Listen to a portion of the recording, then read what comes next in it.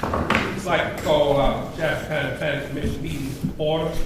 At this time, we'll have our edification and presentation lead by Dr. Carlson.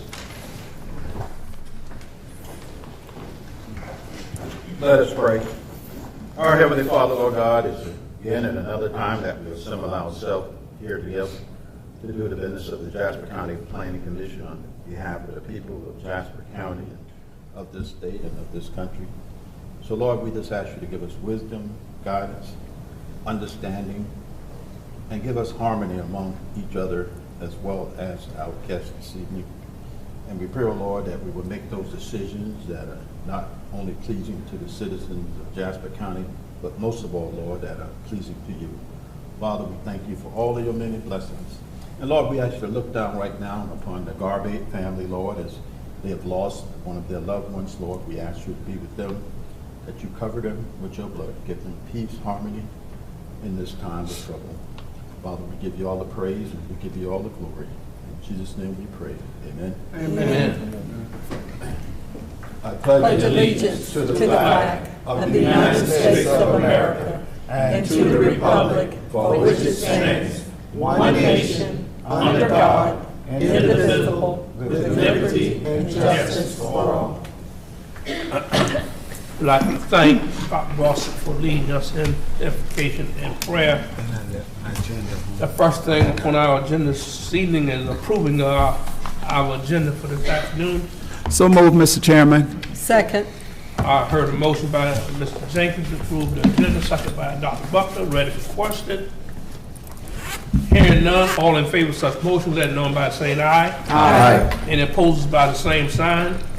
This time, we're going to ask Ms. Wagner to come up and give us an update on this zoning request. Excuse me. Good evening, Chairman and council members. Good evening. The applicant's Moffett Solar 2 LLC. They're requesting that the solar farm floating zone be applied to the subject properties as depicted on the concept map, which is shown here on the monitors overhead. This concept map was prepared for Moffett Solar 2. It consists of approximately 740 acres. The site itself is bound by Grays Highway to the east, Fire Tower Road to the north, and Langfordville Road to the west. Moffett Solar 2 LLC is proposing a 74.9 megawatt solar farm.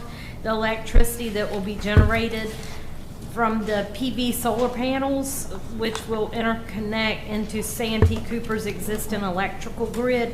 The anticipated project life is 40 years. In accordance with the solar farm floating zone ordinance, a concept plan has been prepared which depicts the setbacks, buffers, access roads, areas of wetlands, areas where the solar panels will be located, and areas to be fenced. A project narrative illustrating how the ordinance will be met to secure the solar farm floating zone designation has been included with the staff report. As shown on the concept plan, there will be a 100-foot vegetative buffer along Grays Highway, Fire Tower Road, and Langfordville Road. Where the property abuts residential properties, a 200-foot vegetative buffer is proposed, and a 50-foot vegetative buffer is proposed along properties that are zoned rural preservation, and they're all heavily forested. Other buffers include a 50-foot riparian buffer around all wetlands. In addition to the buffers, a 25-foot setback will be established along the interior of the buffer yards. The solar farm will have approximately 5 pods of solar panels. Each pod will be fenced in, and there might be multiple fenced in areas in each pod. There's about 10 fenced in areas. So that will create a wildlife corridor, leaving the wetlands undisturbed except for the 3 existing wetland crossings. Moffett Solar 2 entered into a purchase option agreement with the property owner TRR Real Estate LLC on December 18, 2017. Excuse me. For the purpose of developing a solar farm, TRR Real Estate intends to retain a portion of parcel 05900010002, which will be subdivided at the time of purchase or contemporaneous with the purchase of the property. The buyer and the seller have also agreed through a memorandum of understanding that the buffer yard and setback requirement will be reduced to 0 once the new boundary line is created for that parcel. Although security fencing will be constructed, both parties agree solar panels will not need to be screened from view for the remaining TRR real estate property. And just for your knowledge, the property line is not established yet. Let me see.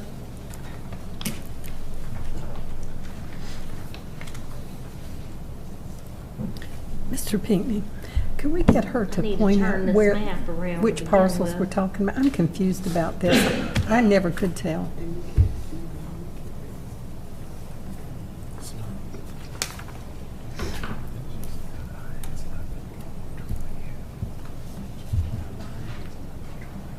But that area will be somewhere, you know, in this southern portion of this property.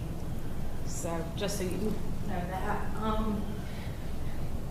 Zoning application signs have been posted in various areas of the project site, 2 on Grays Highway, 1 on Fire Tower Road, and 2 on Langfordville Road. Notices have been sent to all property owners that are within 500 feet of this entire project site. As far as the recommendation, the concept plan does show that they meet the solar farm floating zone, and the planning staff recommends approval of the solar farm floating zone to be applied to the parcel numbers listed in the staff report and on the agenda.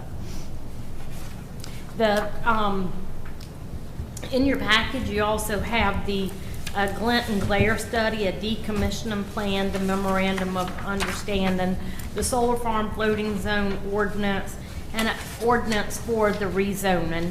The applicant's here tonight, along with his project team. And I see we have some people from the public here.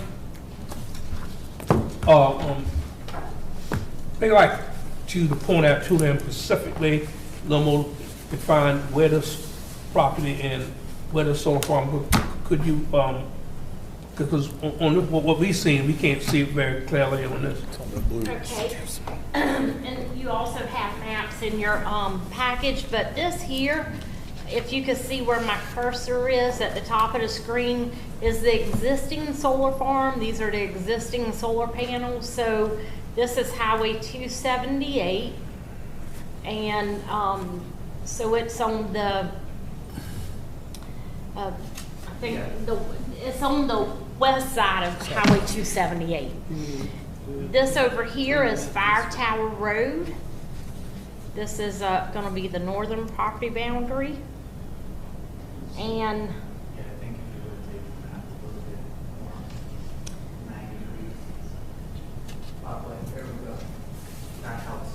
okay, let me get back over here. I blew it up, so Lisa, what are these things in blue? That's the solar. those are going to be the solar panels in blue. Okay. So this here's your solar panels.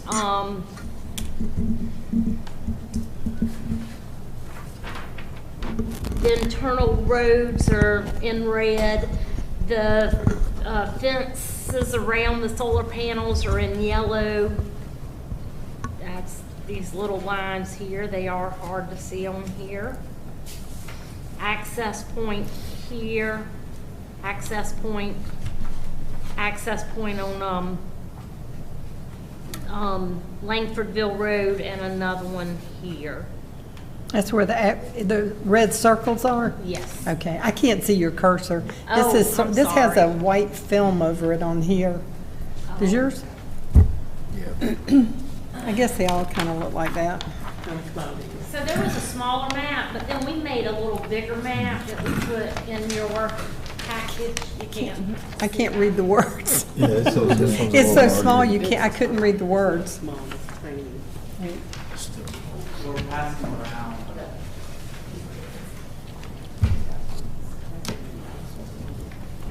I gave them. Yes. Just old and blind. Okay, Ms. Wagner, at this time, if the applicant, their team want to come up and speak with us, we'd be glad to hear from you. Thank you.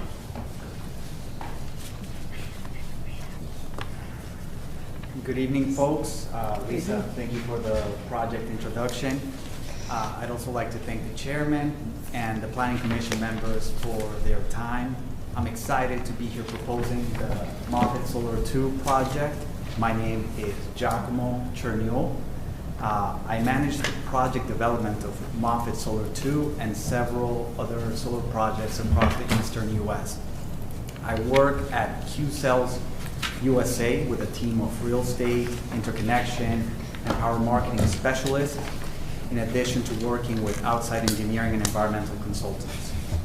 Here with me today, we've got Kyle Corcoran, Senior Director of Development at Q-Cells USA, as well as Hope Johnson and Mark Newman of Wood Consulting Services. And in the back, we've got Catherine Ross, who is with Parker Poe on the legal counsel side of things.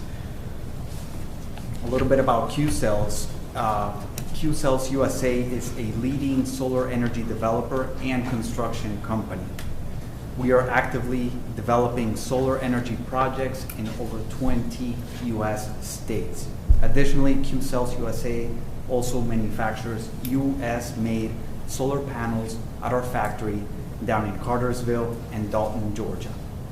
We are pleased to bring forward the Moffett Solar 2 project to Jasper County. The project represents an expected investment of over $90 million, which would generate more than $5 million in revenue for the county and hundreds of construction jobs. By providing locally sourced energy, this project will help ensure that South Carolina's growing energy demands are met. As reflected on the conceptual site plan included with our application, which we were just referencing, this project will be laid out to have a low impact on both the environment and the surrounding community. The project is designed to meet and often exceed the buffer yard and setback requirements of the ordinance. Additionally, the access roads have dog legs in the design to keep the project visually buffered at access points. Except for the frontage on Grace Highway, the project is largely tucked back off public roads and surrounded by mature vegetation.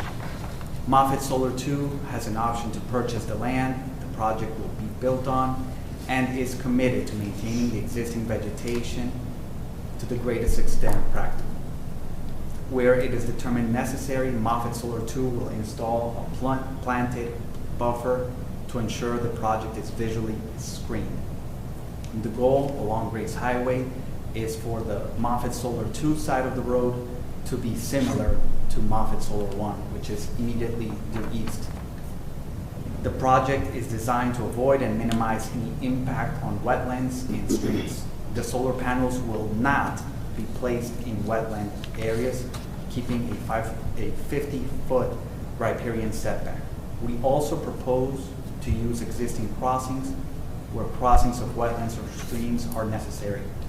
Finally, the project is designed to have limited impact on wildlife migration with use of wildlife corridors between solar panels to allow wildlife to move freely through the site. We again thank the staff and the commission for their time and the attention to this application, and we are happy to address any questions that you all may have at the appropriate time. At this time, Ms. Lee, do you have any questions? None at this time. Butler? I do have a couple of questions. Thank you, Chairman Pinckney. How many panels are in each of those 5 pods? So Difficult to say within those 5 pods, but in total, I think it's 130,000 panels. 130,000? Over 100,000 for sure, yes. Okay.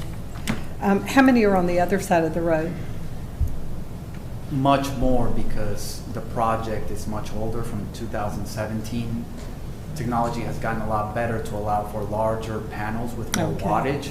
So they have, the project capacity is the same, but they've got more panels. I gotcha. How many employees will you have at this location? Yes, so during the construction of the project, which is expected to take anywhere from 12 to 18 months, we expect that there will be anywhere from 100 to 200 employees. And then once the project is in operations, we're expecting to have anywhere from 2 to 4 full-time employees doing operations and maintenance on site. Did you say 2 to 4? Yes, ma'am. Okay. So it's just during the construction phase where we'll have any significant number of employees? Is that Yes, right? Okay. that's right. And you mentioned that your company would be paying $5 million in taxes. Is that every year? That's what the folks in this county can expect from your company in taxes? In total, across the first 30 years, it is expected to generate over $5 million in property So that's the taxes. total that we would In get? property taxes across the first 30 years. Now, in sales and use taxes, in the near term, that's expected to generate another, call it $5 million. Okay. This project, Lisa, is approved by the Wetland Protection Agency. I'm not sure who has jurisdiction. Who would do that? Wouldn't be DHEC, would it? It depends on the type of wetland, but there's some existing wetland crossings, so I believe they've gotten some of that. Yeah. If it's jurisdictional, it's the Army Corps of Engineers jurisdiction. Okay. And if it's non-jurisdictional, then it's South Carolina DHEC or CRM. Okay, so you have approval from those two agencies if it's applicable? We will need to get approval at the federal, state, and local level. Now, in terms of wetlands, like Lisa was saying, the U.S. Army Corps of Engineers would determine where the wetlands or the waters of the U.S. are. And then in close coordination with South Carolina DHEC or Department of Health and Environmental Control, there would be a joint permit application submitted to coordinate with those agencies, as well as the Office of Ocean and Coastal Resource Management, or OCRM. Okay, but that hasn't been done yet? That's correct. Okay. And other things like protecting any possible sites that may have historical or cultural significance on that property, have those evaluations been done yet? I don't think they've been done yet, or have they? Have y'all done any of that? We'll go through all that during the site plan process. So tonight we're just asking for a rezoning, but he can answer. Okay, so he doesn't have consent yet to start this? Oh, no. Okay, this is just going to rezone the property This is just a rezoning only for tonight. to allow them to move to the next step? Oops. In order, yes, in Okay. order for a solar farm to be considered, it's a floating zone, a special purpose district, so that has to be overlaid on the property prior to the use. And then they'll still have to, of course, you know, it's a rezoning. It goes from here to county council. Right. Requires 3 readings. There will be a development agreement with it. That will be required by the county council. And then they'll come back through the planning department for a land development permit, which is the major site plan application process. So this is the only time we put eyes on this is tonight for the rezoning. Everything else is handled through your department and, Yes. okay. And we'll, you know, the county consults with a third-party engineering firm to do the plan review on phase 1. We use TRC just because they have a lot of experience with solar farms. So we're not at that point yet who if we'll Okay. use the same one or not, but Okay, so the public, people that live in this neighborhood, they have, of course, an opportunity tonight to express their concerns, but they will also have a follow-up. The Yes. actual permitting will happen at the county level, by the county Yes, council. but they'll be notified again for the public hearing, once the public hearing date is set before the county council. Okay. How much noise is generated by these things these panels? What kind of noise level can the residents that live there expect to live with? Yes, they are virtually silent Okay. and beyond the property line. For regulation, we cannot exceed 50 decibels. Okay, so it's, From neighboring houses, they won't be able to discern any noise. Going back to your question in terms of historical or cultural resources, we did do a historic and archaeological resource review, which includes site visit, review of historical aerial photographs, topographic maps, and review of several databases, including National Register of Historic Places, State Historic Preservation Division, and the result of the review was that there were no observed potential cultural and/or archaeological resources on the site. Now, going back to Lisa's point, this is the rezoning. We will need to go through what is called the major site plan, which is needed to get the development permit. For that, we need to have all local and state permits in hand. In hand. To go for that process. So rest assured that all agencies will opine, and we will coordinate with them to ensure that all regulations are met. okay. The last thing I have a question about is this property that is going to be retained by the seller, whoever that is, the real estate company. Are there plans for that property? I'm a little concerned when I saw that zero, reducing that to zero between this property and the property they're retaining.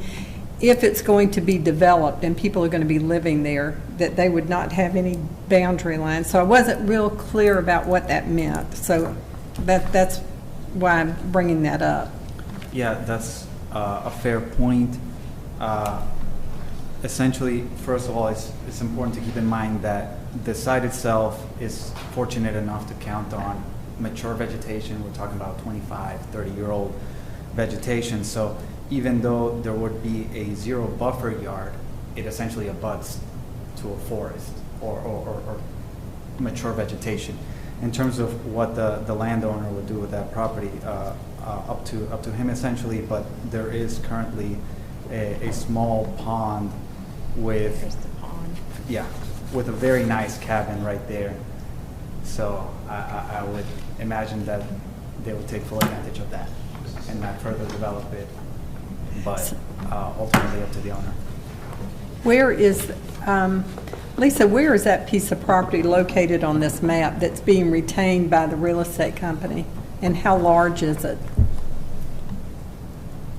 It's at the. I mean, right now, it's a large piece of property. I don't know where they're gonna subdivide the line, but, it's this piece, but it's to the southern portion. It'll be the southern portion of the site. Here's the pond. This is Gray's Highway. Here's where the existing electrical lines run through the property. Yes. So is that cabin I can. somewhere in here? Yeah, that's fair. So the cabin is on the It's not that far. southeastmost point of the see? It's lake, on- or the pond, on sorry. Rice. And then in You terms see it. of the property that would not be part of this project, See the roof? it's essentially that L in the southeasternmost corner. So it's the pond, and then Yep. it goes due east, and it forms that L.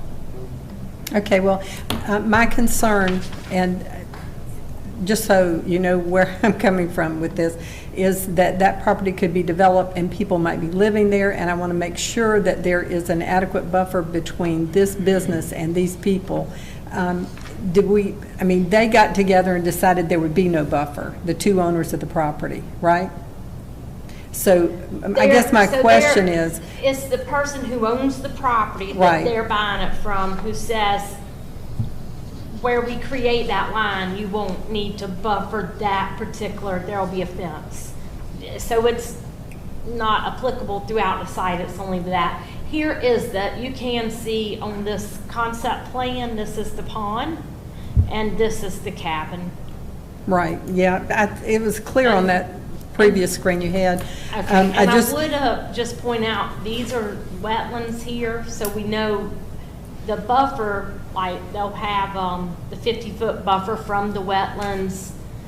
And again, I don't know where that line's gonna be created, so I don't. So, Lisa, say the owners of that property sell it to a developer to put whatever out there. Will the Planning Commission have an opportunity to have input to ensure that there's protection for people that might live there, that there will be a buffer there? That's my question. I just want to make sure that there's at some point, if that is developed, that we are not giving a blanket permission for there never to be some type of buffer between these panels and what could be where people live.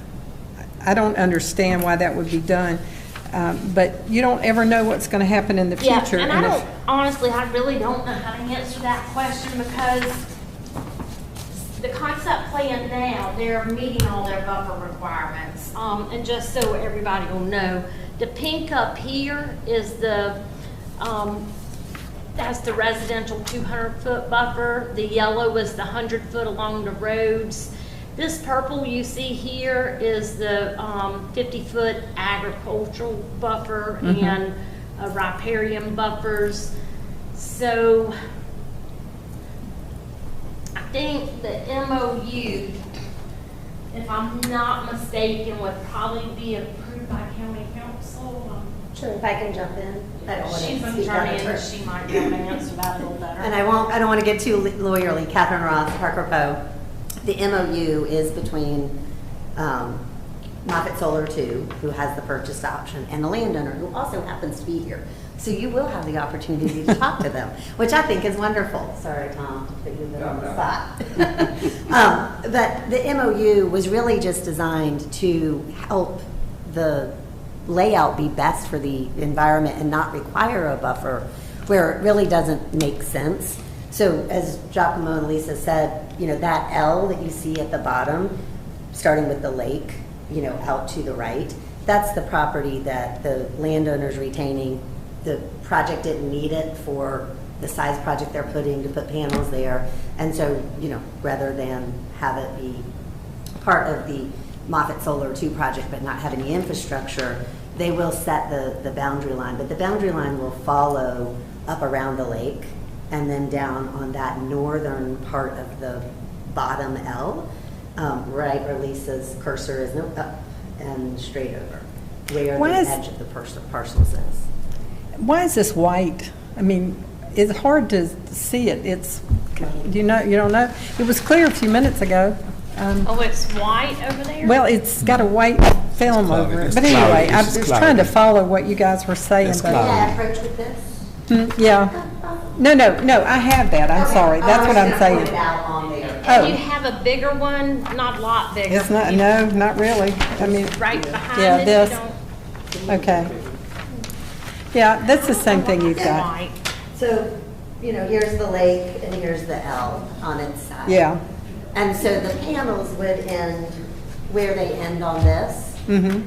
Right, so they'd be significantly back from any property line. And I think that's what Lisa's saying, that, all the buffers are met because we're so far back from any property line. Oh, I get you. Right, Because so- they're so far away from Yes. okay. Yes, ma'am. So Okay. they are way far away from any property line.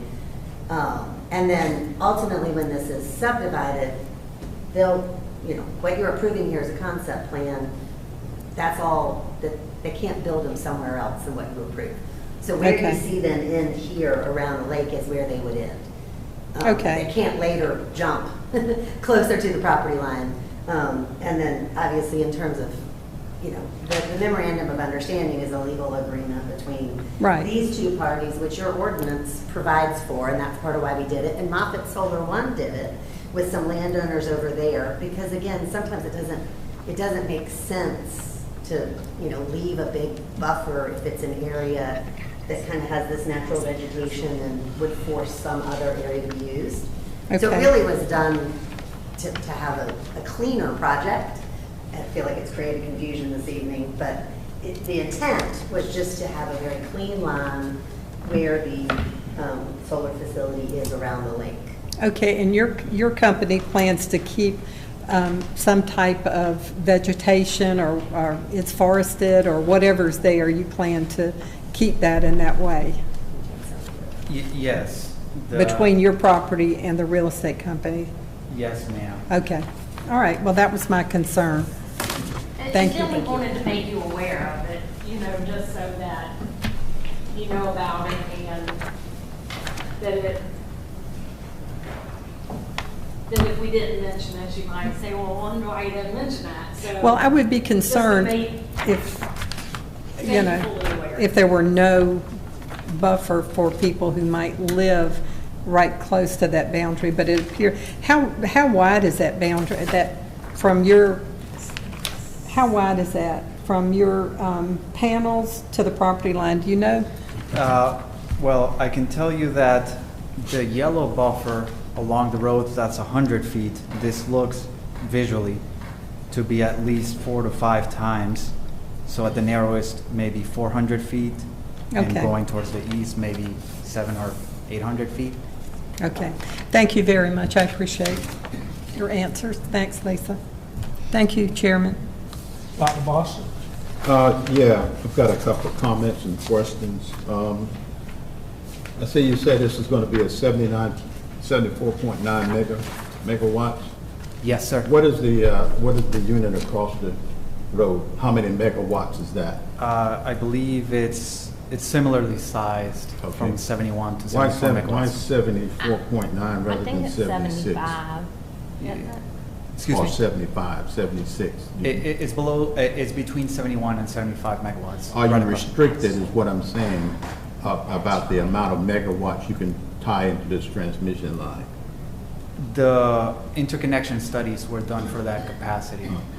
Isn't there a state mandate or specification that you can't tie in any more than 75 megawatts into a transmission No, line? there's additional statewide permitting required above 75 megawatts, but there's no restrictions to tie into the grid. Okay, so you're saying you would have to get additional permitting to do that? No, because we're below the threshold. Yeah, okay, that's my question. The other thing is that as far as runoff, is there a lot of land clearing to be done? Are these all open fields or what? That is an excellent question, so let me provide some background. Even though the entire property spans some 740 acres, the limits of disturbance or the actual fenced-in area is actually much smaller. The fenced-in area is about 400 acres, and if we add the roads and everything else, it would be about 450 acres total in terms of potential clearing required within the property. Okay, so you're gonna have to do a clearing of 450 acres. Up to. How is Now- that gonna affect runoff and things like that? Yeah, it's an excellent question, and I would ask one of my colleagues from Wood to provide some background. Hi, my name is Mark Newman. I'm the civil lead for the Moffett Solar for Wood. Could you talk a little louder, please? I'm sorry, can you hear me now? A little bit better. All right, I'm the civil lead for the Moffett 1 Solar and, or Moffett 2 Solar. And in regards to runoff, they're required, as was mentioned by staff, to get the local land disturbance permit. And part of the requirements is to have a hydrology analysis done on the existing conditions, which at the time is timber, which is forested. And they'll have to determine, looking at the topo, where the outfall points are and determine what the pre-developed conditions are. And then they'll have to do a post-development study, which is with the development. And if there is an increase, they're required to provide some kind of mitigation measure, stormwater ponds, anything of that nature. And during construction, they're required to get an MPDS permit from the state and have BMP's best management practice installed, so not to adversely impact downstream neighbors. Okay, you already talked about the amount of jobs it's going to create long-term, which is going to be like 3, 4, 5, something like that, long-term. 2 to 4. 2 to 4. Yes. And you talked about the taxes per year that the county would benefit. What was that, 5 million for 20 years or 30 years, or 5 million per year? What did you say, 40 years? It is 5 million across the next 30 years. Across the next 30 years. So Yes, what sir. would they be paying to the county every year? Anywhere from, I think the first year is about 200,000. Okay, what's the total investment? The total investment would be over $90 million, sir. Okay. Lisa, does the county have any special arrangements as far as recuperating other monies from them? Any kind of agreement? I do planning and I don't get into the financial part. Okay. So, All right. Maybe that's- I do know the county will be working, I know they'll ask for a development agreement. Okay.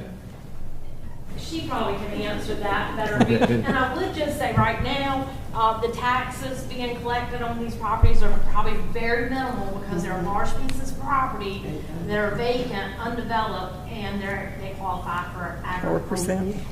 Okay. I was just gonna say, yes, sir,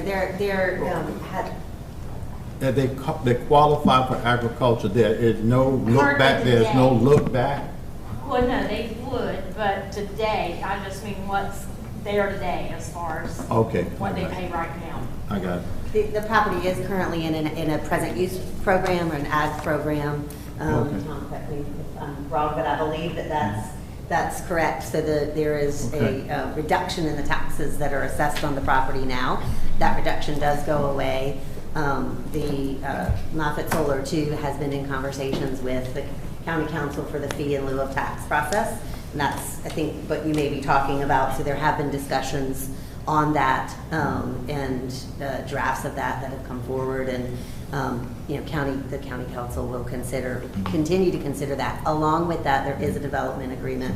Do not have the exact specifics of the development agreement with me, but there is recognition in there of some of the additional fees and impact Okay. costs Yeah, that would be okay. paid out. But predominantly, it's the property tax. Okay, that's good enough. I know Mr. Payne is saying to me, what does that have to do with zoning? But anyway, the other question I have is that on such a large acreage, and I was talking to Lisa earlier about the project on the other side of the road, and nobody has even looked at that since they built it, and that's one of my concerns. I would like to look at a project that you've already done to see how that's perking and how everything is going according to plan. And then we're getting ready to, and that's like 500 acres on the other Across side? the street, On the Moffitt's- other side. Moffett 1, Yeah, Moffett Solar 1, I think it was about 900 acres. 900 acres. Okay, and this is gonna be, Excuse me? this is 400 or 5, which was, I can't. The property is 740 acres. Right. And within the fence, it's 400 acres. Okay, so, And if you take into account the access roads, Oh, yeah. give or take, it's 450 acres. all right, so we're talking about 1,300 acres of solar panels. And Well- across the street, the whole 800's not developed either, but I Okay. don't know Oh. exactly what it is. Yeah, Yeah. give or take. It's less probably Okay. for land. Okay, one of my questions is, you're gonna clear all the vegetation there now. You're gonna have the solar panels in place. How do you control that vegetation? Do you use herbicides, or do you mechanically control it? Or do you have goats out there? 'Cause I've heard that some people actually use goats to control these things. That's not a bad idea. Yeah. So, in terms of maintaining the vegetation, we opt to mow the lawn through a local landscape company that happens about once a month. And this reduces or eliminates the need for any herbicides. Yeah, because I was concerned about that when I asked a question about the runoff and the herbicides running into the streams and things like that with such large acreage here and on the other side. Yeah, and that's a fair question. So essentially, when herbicides are needed for solar farms, unlike, say, commercial agriculture, solar farms typically only use selective herbicides or selective areas. So think of the access roads or under the panels themselves by the posts. And these herbicides are not restricted use type that require special licenses commonly needed in commercial farming. These are over-the-counter type of pesticides. Okay. All right. A couple other questions. The other thing that you know, naturally we went and Google all of this stuff to find out what this thing is going to do. When you talk about decommissioning and reclamation plan, some of the literature talks about that. And what if you have a fire? If you didn't take care of education, you had a fire and it ran through there and it melted the panels and all the chemicals of cadmium and lead and everything gets out there. So as far as decommissioning, what do you dispose of the panels in the landfill, or what do you do with that many panels? Yeah. You send them to another country or something, or what? I'll touch on a couple points. Great question. So essentially, starting with the fire hazards, the concern about solar fire hazards are minimal, really, since only a small part of the panels themselves are flammable and can't sustain significant fire. Essentially, by weight, over 3/4 of the panels are non-flammable. So essentially, we're talking about a very, very small likelihood of a fire, and the site design itself acts as a natural fire break, right? Whether that's the inter-row spacing between the panels, which is typically large enough for a truck to pass by, a maintenance truck, so that is a fire break, as well as the 25-foot setback from the fence to the nearest panel all around the perimeter, right? So again, very small chance of fire, and if it does happen, it's very probable that it would be contained, and of course the local fire department is trained. Now, in terms of decommissioning, your question, the panels themselves are not non-hazardous, and they do not pose any sort of risk of leaching substances, whether in operations or in the landfill themselves. And then the panels are also very much recyclable. Something like 95% of a panel by its weight is recyclable using current technology. So all that to say, it's not going to be thrown away. The idea would be to decommission, try to reuse the panels that still work. If that can't be done, then we would look to recycle, and then if that can't be done, then we would look to dispose of them. Notably, Q-Cells does have a partnership for recycling with a company called Solar Cycle that has manufacturing or panel recycling factories in the U.S. One of them is in Texas. I'm glad you said that, because I read one article where it said it costs more to recycle those things than to just go out and get a new one. Someone, maybe false news or something. That's what I read. But one more question, and we'll kind of close it down. Or that's more like a comment. I'll come back to that. Ms. Ferguson? Well, they pretty much answered most of my questions. I did have that concern about that zero buffer, but we won't belabor that point because you've explained it very well. One of the things that did stand out was the glint and glare study. I know that solar is very new to a lot of people, and we probably don't understand the ins and outs of solar. And this glint and glare study, I'm understanding, is you did some study on the amount of glare that would be affected in this area. Am I correct? Yes, that's correct. That was all. And I'm just wondering, and this is probably for my curiosity, maybe somebody else's, the with the climate change, how useful will this study be in the next 5 to 10 years, since we're talking about 40 years of having these solar panels in this area? These are fair questions. I would call on my colleague from Wood, who helped out with the study. Give you more background. I'm a little bit out of my depth there.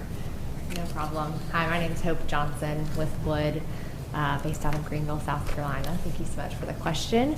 So I had a little bit of trouble hearing. So was your question on the validity of the glint and glare study over the next several years? Not necessarily the validity of the study, but how useful would the study be in the next 5 to 10 years, considering we're talking about having these solar panels in place for the next 40 years? Right. With the climate change. Right, understood. The glint and glare study does not necessarily focus on the next 10 years, climate change over the next 10 years, but based on trends, the global horizontal irradiance, if that does change, would not impact the angle at which the sun is hitting the modules. So the results would be no different in 5 to 10 years, regardless of if the sun is sunnier or if there's more clouds in the sky. There would still be no glint and glare seen on the key observation points that were looked at as part of the study. Does that help? I guess in my mind, I'm thinking about waking up one morning and seeing this huge, it looks like the sun is sitting in my yard because something has changed over the 5 or 10 years. I understand. Or you have nothing. You don't have any energy. Right. So in a situation like that, I would say, even if the sun is the rays from the sun are stronger one morning, the angle of the sun will be the same as what was considered in this study. So there wouldn't be, say you were at a residence that was considered in this study at one of the key observation points, and the sun, there was a solar flare, maybe that's what you're describing, the angle would still be the same on these solar modules. So, and we would probably have a big problem if that were the case. So, but thank you both. of course. And I will add that our solar panels are by design anti-reflective because it's counterproductive to reflect the energy that we want to capture. So all of them have anti-reflective coatings, and in terms of how it's going to perform or glint glare, there's an existing solar farm across the street which is sort of indicative. No glint glare issues. Thank you. That's all I have. Mr. Jenkins? Thank you, Mr. Chairman. I think we live in a county where there are, 20-some thousand people? Say that again, We live in a county where there's only, 20-some thousand people live in Jasper County? Yes. 32. Well, Yeah. thank you, Mr. Chairman. Yeah, I was going to say over 30. Yeah, the reason why I asked that question, Lisa, how many solar farms we already have in Jasper County? We have the one large solar farm across the street here, and then there is one actually in the town of Ridgeland, but it's not as large as this. It's kind of behind Bees Creek and behind Highway 336 Old House Road. You actually get to it from Glover Road, though. They might have multiple entrances. I don't know how you get to it, to be honest. It sits behind Graham Hall. In Grahamville. Right there in Yeah, Grahamville. Grahamville, behind Graham Hall. Okay. But it's not as big as what's proposed tonight or the one across the street.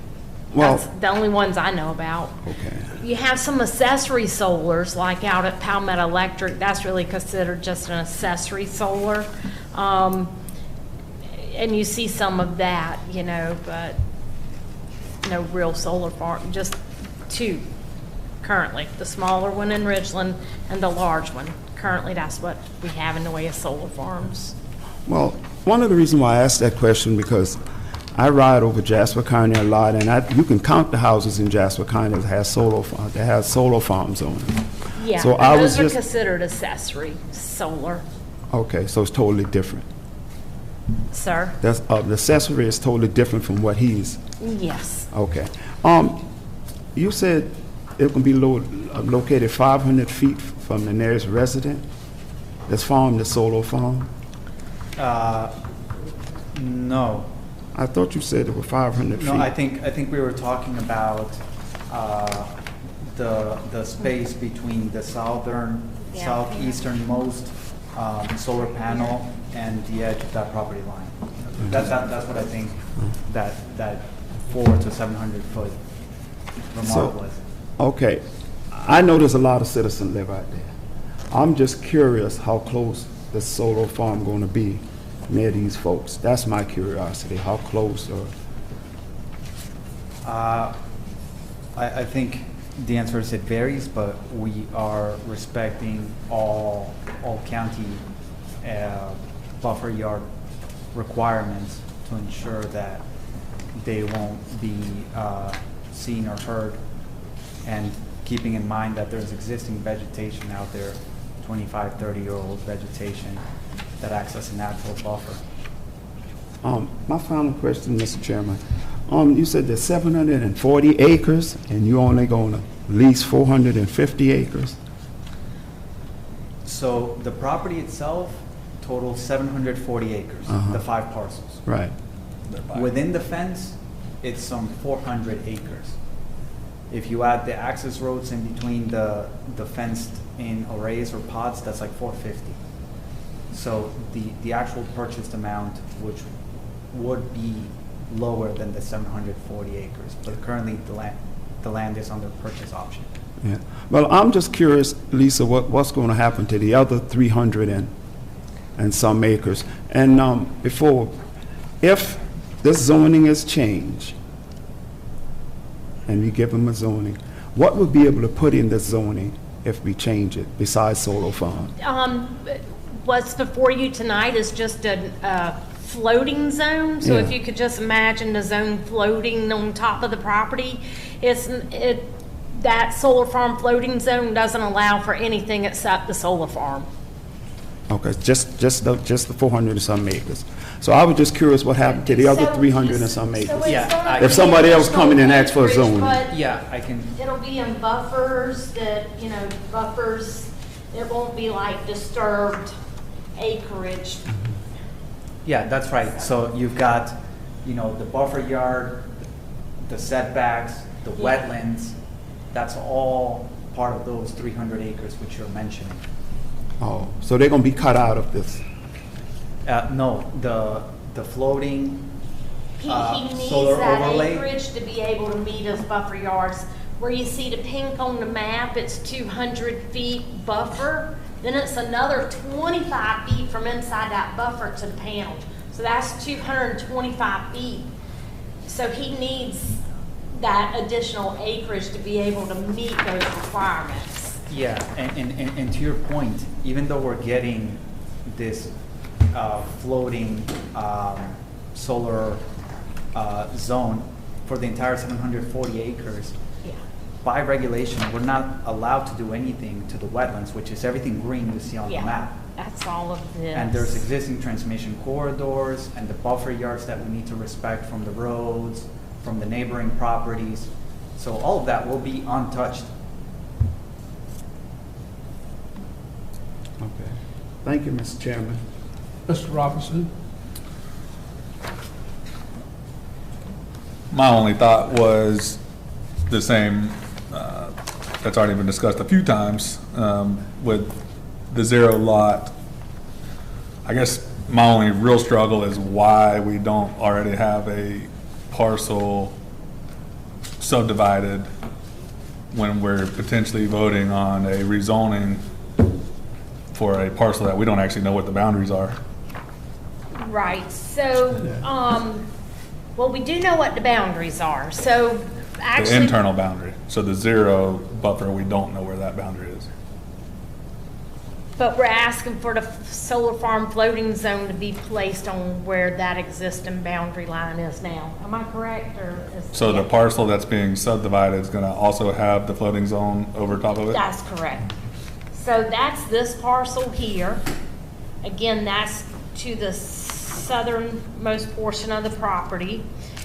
So the floating zone would go on this property, which is, I can't read, 459.5 acres. It's also this piece here, 48.96 is this piece here, 8730, and it's this piece back here, which is 137.60. And those pieces make up this concept plan.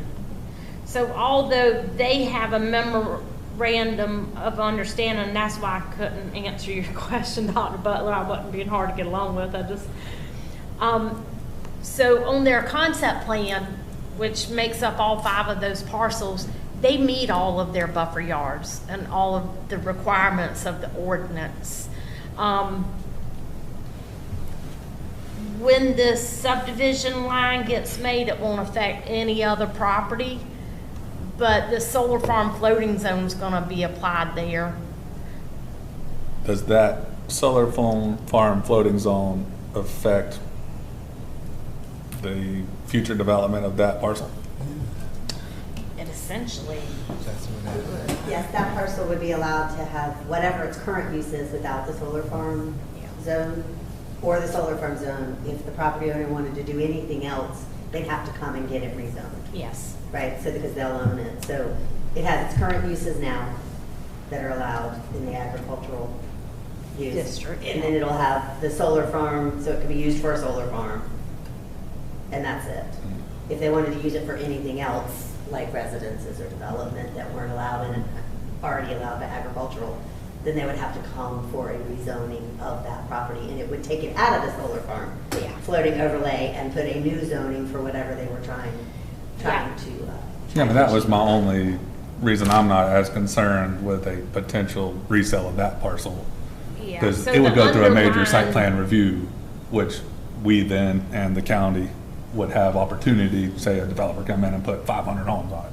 I don't know that the parcel's big enough for that, but just Yeah, saying. and the underlying zoning district is rural preservation, so that'll be the base zoning, and it'll just have the overlay. I still think it's interesting that we're being asked to apply a zoning change to a parcel that we don't see. We can't actually physically document the meets and bounds of that property.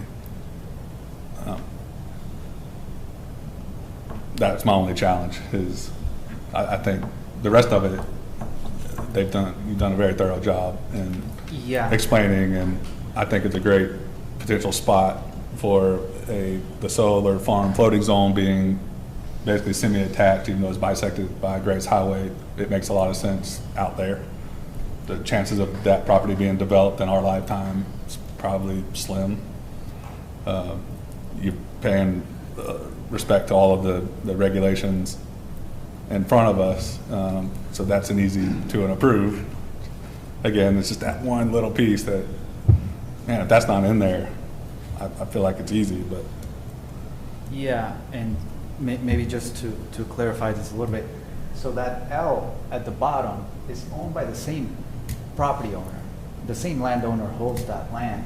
What we're saying is all that green, those are wetlands, right? So even if we wanted to put solar panels there, we can't, right? By regulation, you cannot disturb these wetlands. But right? why is the parcel not already subdivided?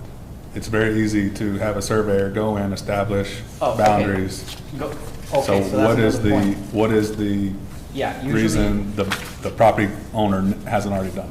Yeah, usually that happens towards the later stages of development, once you have final design and you can point to where everything will be laid out once it's constructed, right? This is. And they very early. haven't purchased the property yet. Yeah. It's just a purchase option agreement that they've had for a while. So that's what the memorandum of understanding was saying. They would do it right before they purchase or along with the purchase. But the purchase hasn't happened.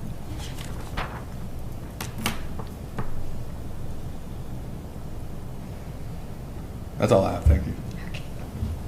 Yes, I have a couple of questions. Where the solar panels gonna be, exactly how many acres that's gonna cover? Within the fence, some 400 acres, so less than 400 acres. My concern, you say, to be a local, somebody mowing it, doing the maintenance once a month. As Dr. Ball mentioned, we hadn't looked at the one you did before. And my concern, if they're using pesticides in there, regardless what kind is it, it's gonna be a runoff from it, and that's gonna be an impact on that community. I would like to see that specific because, you can tell us one thing, I like to see it in my eyes and know for sure because that's gonna affect the people that's been there for a lifetime.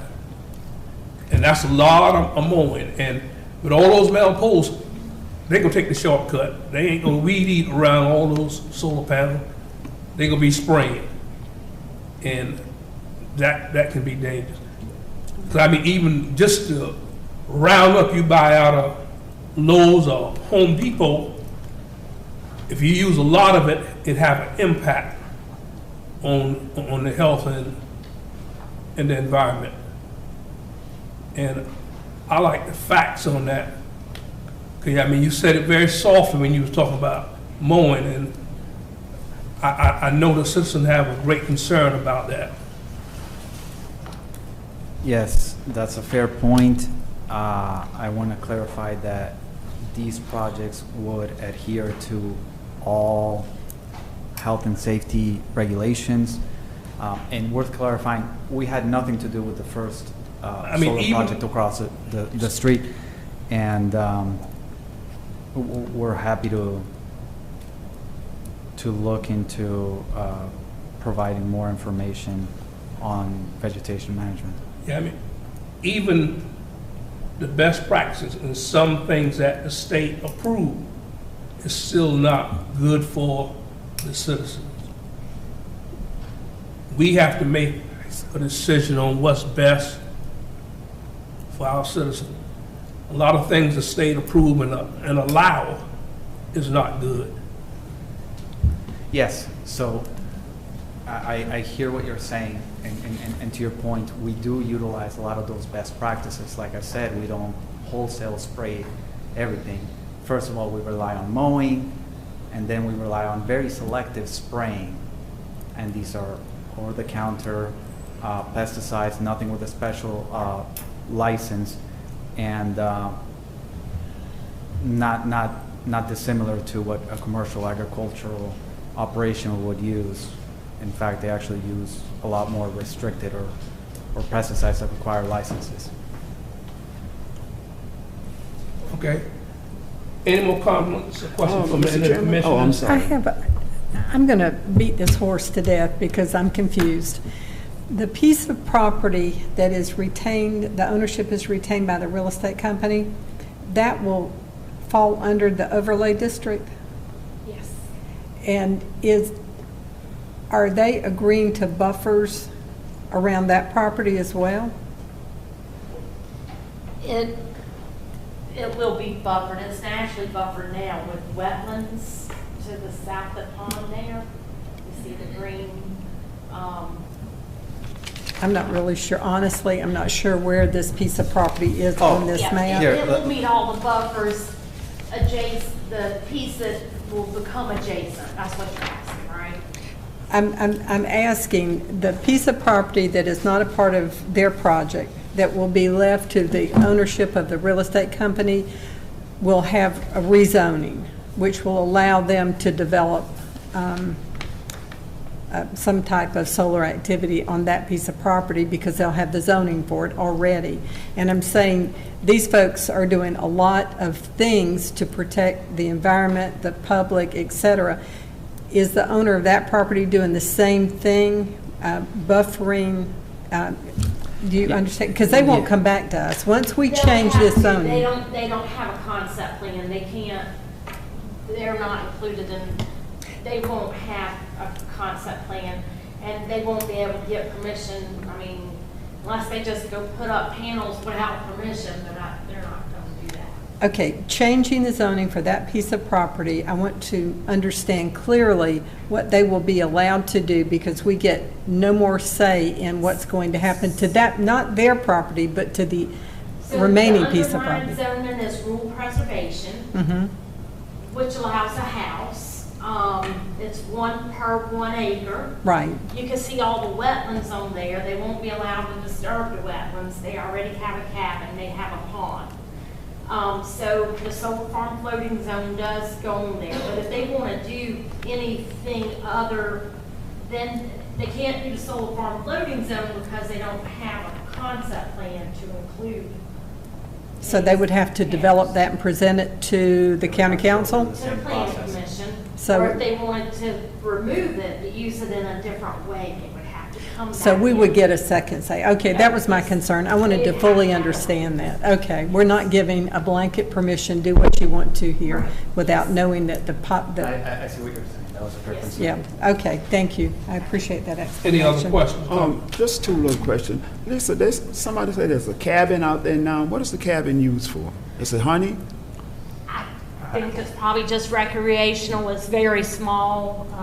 Nobody lives there. I'll be glad to speak whenever y'all like. Here's a 600 square foot little cabin shed that, we have some gatherings that other churches use, and we've had Jasper County gathering out there. But that's primarily what it's used for. There's nobody living in it. I think it's the question that you're asking. Yeah, nobody lives. A small gathering shed. My final question, Mr. Chairman. Lisa, are these things policed by the state or the county? These solar farms, who police them? I meant to make sure they're not violating any laws. I mean, who falls under the state or the county? In terms of permits required to develop? And the care Enforcement. and I think he enforcement. means I'm talking later about on after it's enforcement. running and operating. Oh, yeah, I believe they're regulated at the federal, state, and local level. You believe, you don't know for sure. I mean, it's critical power infrastructure, so I think it falls under several buckets. Please. I was just saying, it does. So from a local perspective, your local county ordinances would be implemented. And any way you were looking at any other development for compliance with your zoning ordinance, any nuisances, any violations, the state is also regulating it from a DHEC and a stormwater perspective. Excuse me. And then there is the federal overlay that's monitoring it if you had a violation of, say, your wetland permit, or you had to fill in towards the wetlands. So it really is multi-tiered based on the permits, but your local folks have enforcement, abilities. Your state folks have enforcement abilities, and the federal folks have enforcement abilities if there's a violation of an ordinance, rule, or regulation. So it really is all three, the same way that it's all three approved at various times. That's truly. And as it's constructed, we'll go out there and do all the inspections, and then there's certain things they'll have to meet to get a project closed out. We'll see it all the way through that process. Yeah, but I'm just concerned when the process is done, who make sure Yeah. they do what they're supposed to do after that. I mean, the power's gonna go into the Santee Cooper existing transmission line. I would think there's some regulations there. Thank you, Mr. Chairman. Thank you. At this time, I'm going to hear from some. One more question? Not a question. Thank but you, folks. We talked about these panels are going to be there for 40 years. I was talking to engineers, and these panels really don't last 40 years. They're like 20 to 30 years, and over a period of time, when you put them in, they would be 100%. But as they age, they become less efficient. So will that mean that you will need to be removing solar panels and replacing solar panels along the line somewhere? Yeah, I would ask my colleague from Wood, and audience has sat down. No problem. Sure, You I'd gotta be speak happy to harder. speak to Yeah, that. I can't hear Can you you. hear me okay? I can hear you. Okay. Yes, that's a great question. So you're correct that solar modules generally have a lifespan of around 25 to 30 years. So over the life of this project, if Q-Cells or the owner chooses to, they could go through a repowering effort where the solar modules would be replaced Okay. with a similar or a very similar product.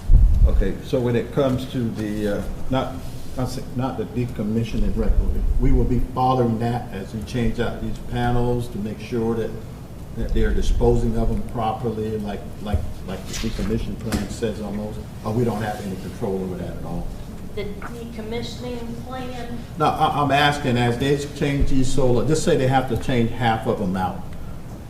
Does that apply, does this apply to that? I was gonna say parts of, I just wanted to make sure I wasn't overstating.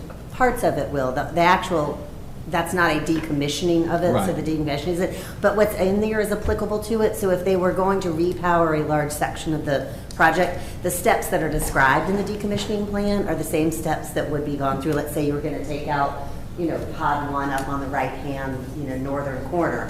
And there would be permits that would be required to do that work, to make sure that any disturbance that it might generate was within the bounds and limits.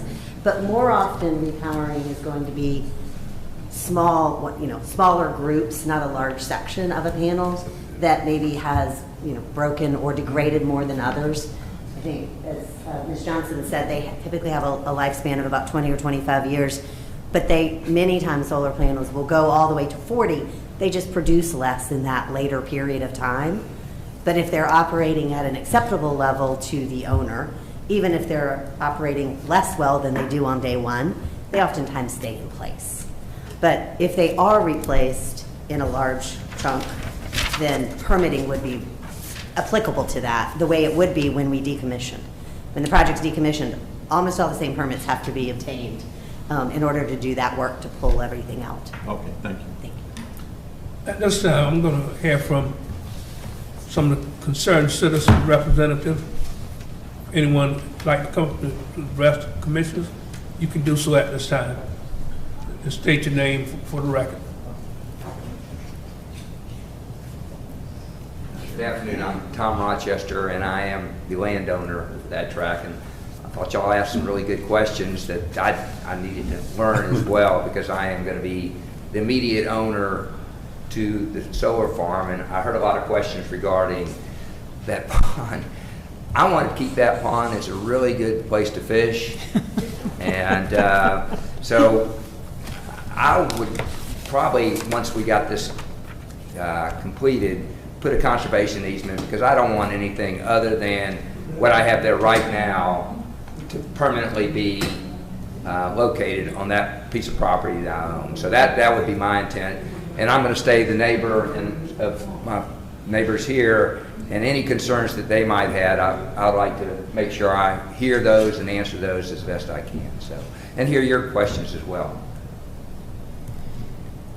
Is there anything that I need to address as the landowner? Not for me. I do have one question that was probably pertinent. The access to that property, is it following the southern red line?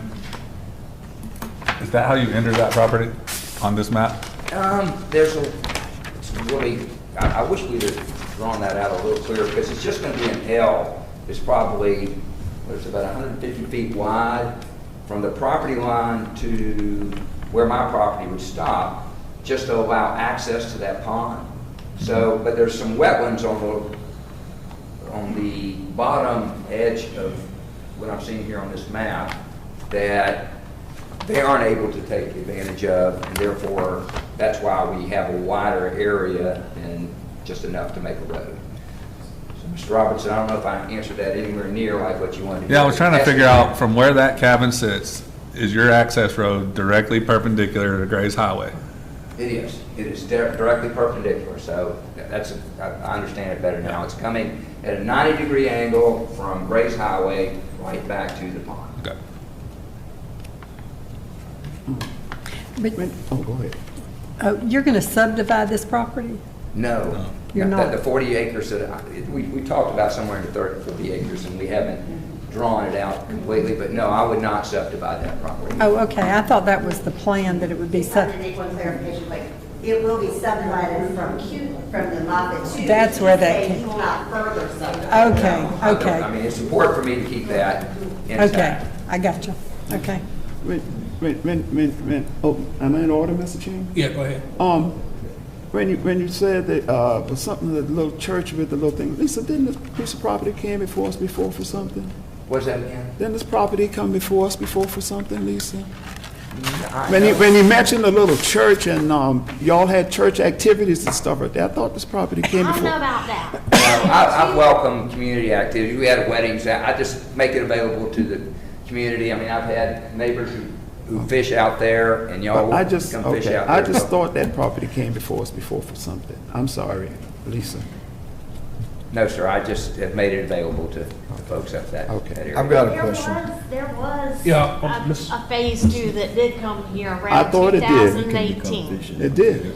Mr. Chairman? A phase two of that. Of Moffett Solar. Oh, I wasn't involved, but But it only went to first reading at council, and I then, thought it did. for whatever reason, it never went forward. I think what's being It did. described is the Moffett Solar one on the east side was a different developer. I think Giacomo said, I'm not sure you heard it, they weren't involved in Moffett Solar one at all.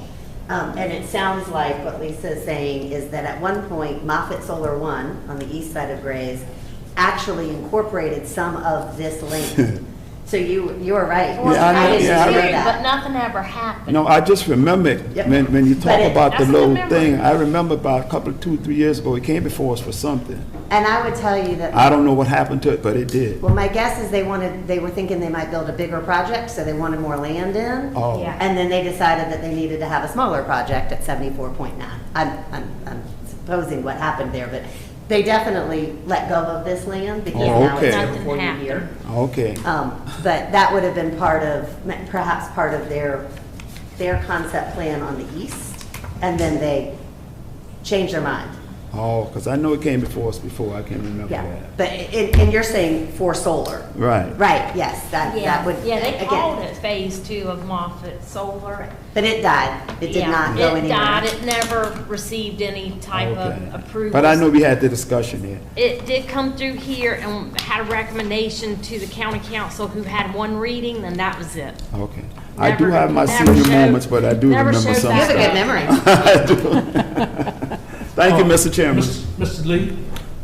So I'm sure that y'all been in contact thoroughly with Santee Cooper about this coming onto their system. A question I have, that line is from the 70s. It's an old line. That's the Varnville to Bluffton 115 kV line. What if Santee Cooper was to decommission the line? I mean, from there, would you go into the demolition of it and break it down, or would you try to tie in with Dominion, or because the Moffett 1 is tied with Dominion, Moffett 2 would be Santee Cooper.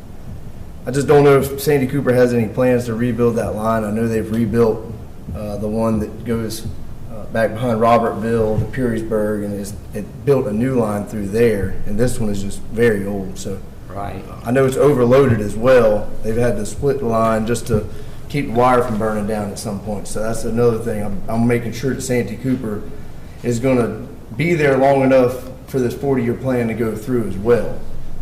And In fact, that's knowledge that I did not have, and I'm not really the right person to answer that question, so I'll turn the microphone over to you.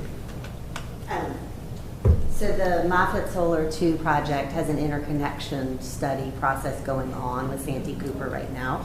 And that study will end up in resulting in an interconnection agreement that is for the perpetuity of the project.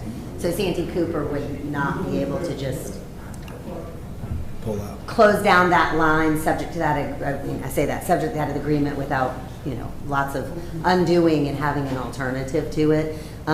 There's nothing that we're aware of that has them, looking to close down that line. And part of that interconnection study will be upgrades that are necessary for not this project, but also just the reliability of the grid in general. And that's part of that study process. So from our perspective, once the study process is done and the interconnection agreement is entered into, then the project has the right to interject onto the line, subject to those upgrades being done. Does that answer your question? Yes. And, sorry, I will clarify, we actually have that interconnection agreement in place. Oh. Like Catherine was saying. Apologies. That's fair. Like Catherine was saying, it essentially assigns us that capacity on the line in perpetuity, right? So Right. it's already accounting for us injecting into that grid. Okay. One other thing, are there plans of a Moffett Solar 3 that you're aware of? I mean, I just wondered how far we're gonna keep expanding the solar farms, Yes. for the future. Yeah, And so I'll just, that's a fair question. As you mentioned, Moffett Solar 1 ties into the Dominion line, right? So that line's at capacity. We've got the interconnection agreement to tie into the Santee Cooper line, so that line is at capacity. The only other line in the area is 69 kilovolts. That is not transmission level, meaning it cannot sustain a project this big. So all that to say, the capacity in the region seems to be tied up, and there are no plans from us for a Moffett Solar 3. okay, great. Thank you, Mr. Chairman. Yeah, coming up and state your name for the record and give us your comment. Mr. Chairman of the committee members, I apologize, I didn't sign up for public comments. My name is Rudy Smith, I think most of you know me. I'm familiar with this project. It's right across the road from my property. Let me tell you up front, I have absolutely no problem with this problem. If it's down, he wants to develop, that's fine with me. If it's developed as well as that 900 acres is across on 278, you'd never know it's there. You go down to 278, go to Gilsonville Graves, and you don't even know that 900 acres of pampas over there. I can't imagine this project being any problem to anybody. It's certainly not going to bother me. It's right across the street from my house. Thank you for letting me talk, Mr. Chairman. Thank you. Mr. Chairman, I have a problem with the project. First of all, I heard them telling you that it wouldn't have no impact on the environment and the quality of life. How is that going to be possible? We're talking about 740 acres going to be altered. What happened to all the the trees and all that clears the air and all for that? What happened to the wildlife? Even I live right there off from there on Lakeville Road, we're part of that part. We can't even plant flowers. No, we can't even plant flowers. The deers and all comes up, you plant them today, the morning you go there, all of them is gone. Gone, the different. So what I'm concerned about the environment also, for that point there. And and changing the zoning project. When you just change the zoning, then you open up for all the other permits to come in, asking to move in, which is commercial. So that's what I'm concerned about, is even changing the zoning of it.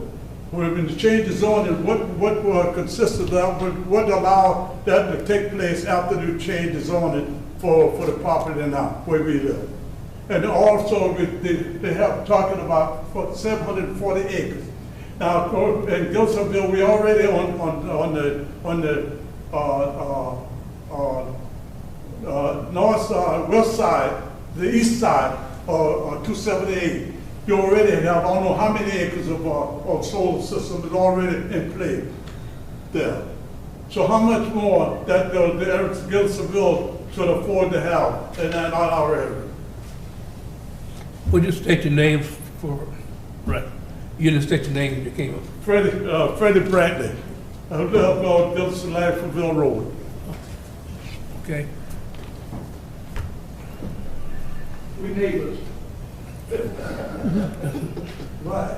Yeah, my name is Charles White. I live on the Fire Tower, opposite side. Well, my question is to you is, because I did look at some research on it, there is a minimum there's a minimum feet that you must be away from a community, and they say 1 kilo, at least 3,280 feet.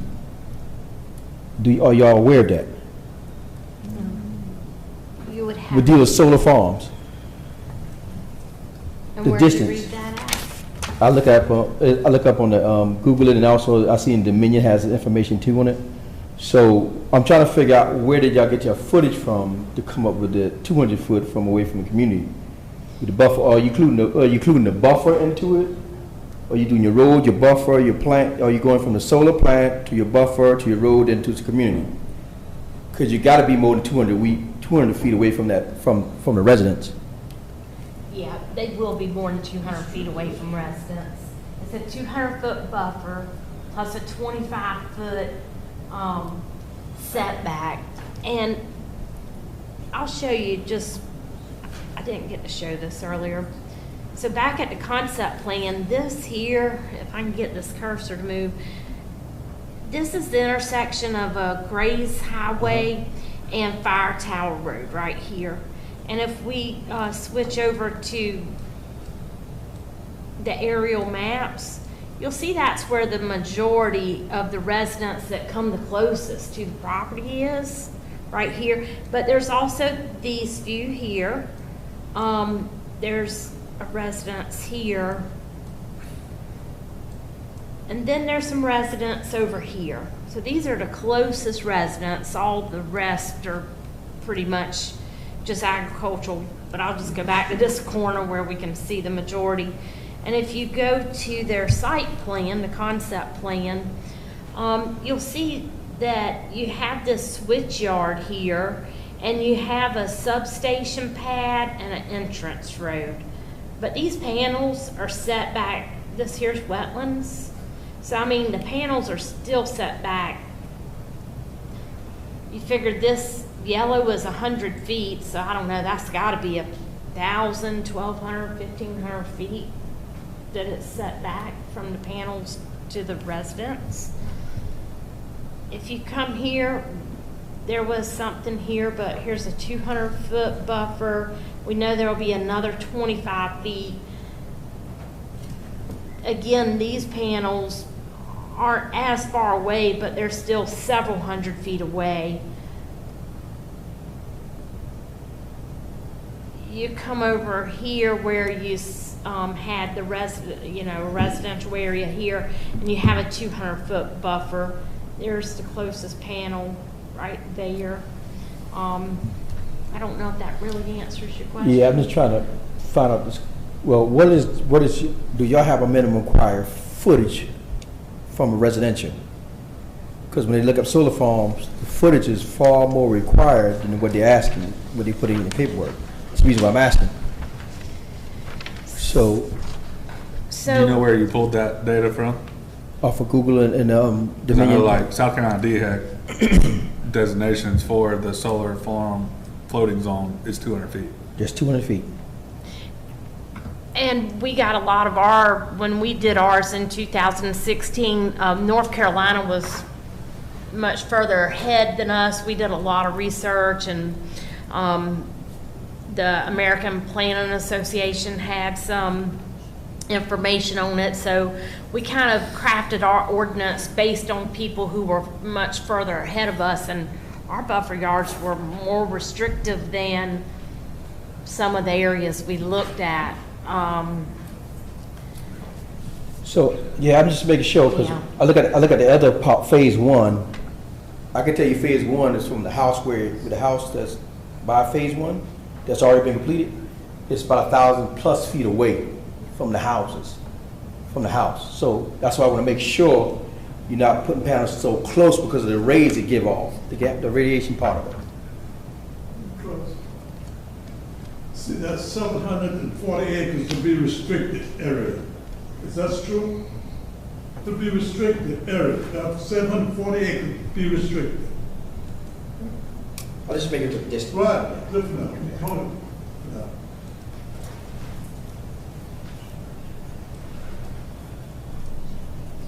Good evening, everyone. I'm Dawn Long. I'm a co-owner of some of the property. I have a couple questions. We said there was 32,000 residents in Jasper County, correct? And there's already 2 solar panel farms in Jasper County.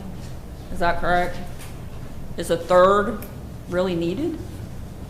Do we really need, do you need that energy? I'm asking, that's a question. I have one, don't Can somebody do the math for me? We have Well, one I- across the street, and then the one in Ridgeland is much Oh, smaller. okay. Much smaller. Okay. Yeah. I can say that the energy is needed in South Carolina, but should it be supplied from here is another Right. story. Right, that's my question. And then on this map, you're showing all this green. That's wetlands. Right. I mean, do you know how much wildlife lives in that area? Some of the most beautiful property in this county is in that area. And we're gonna cover it up with solar panels? Is it needed? Does it have to be in Jasper County? I'm just asking. Is there been an environmental impact study done? Because I'd really like to see it. Anybody know? Okay. Would you like us to address that? Yes. Maybe after all the comments or now? How do you want to? Well, let them finish, and you can come for the rest. So finish, okay. Yeah. So then our next question is, as property owners, we were considering, honestly, recently, building a house on our property. And now you're talking about zoning it solar panel, and what's that mean for us? We actually own the property. It's been in our family for 4 generations. And now I can't build a house on it because one day y'all decide you want to put solar panels on it?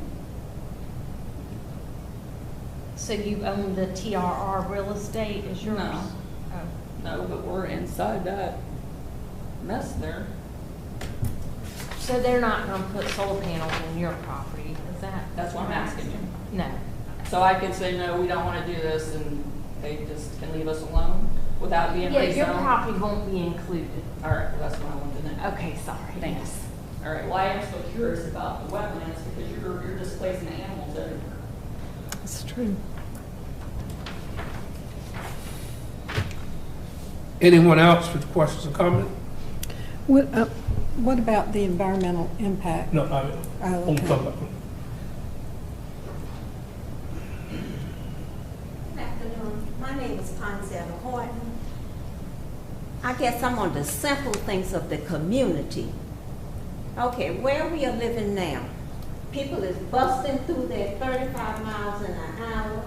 And when this construction start, which way is it going to be feeding in the community? Is it going to be on Langfordville Road, or is it going to be on 278?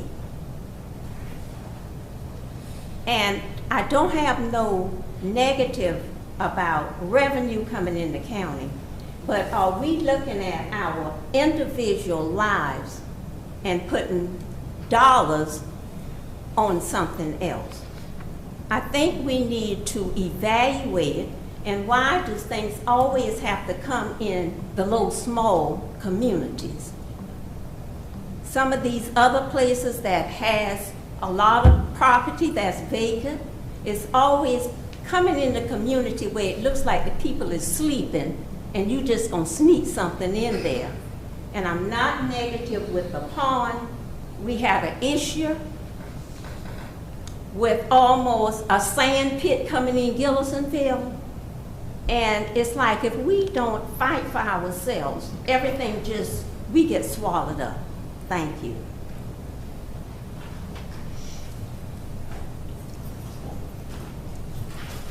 Hi, I'm Jacqueline Scott Smith. I'm also in Gillisonville, the same area she's talking about.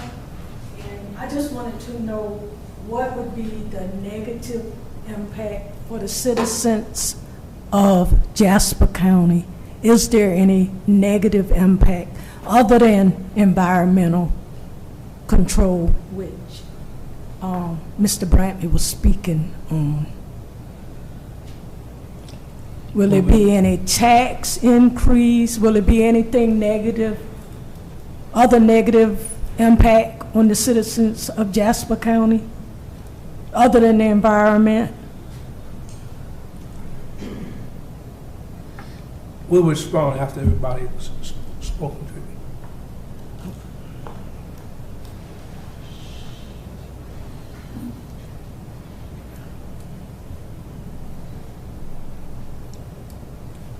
If that's all coming from the community, attorney, you said you're gonna get up and I believe that the developer's going to address the impact study question.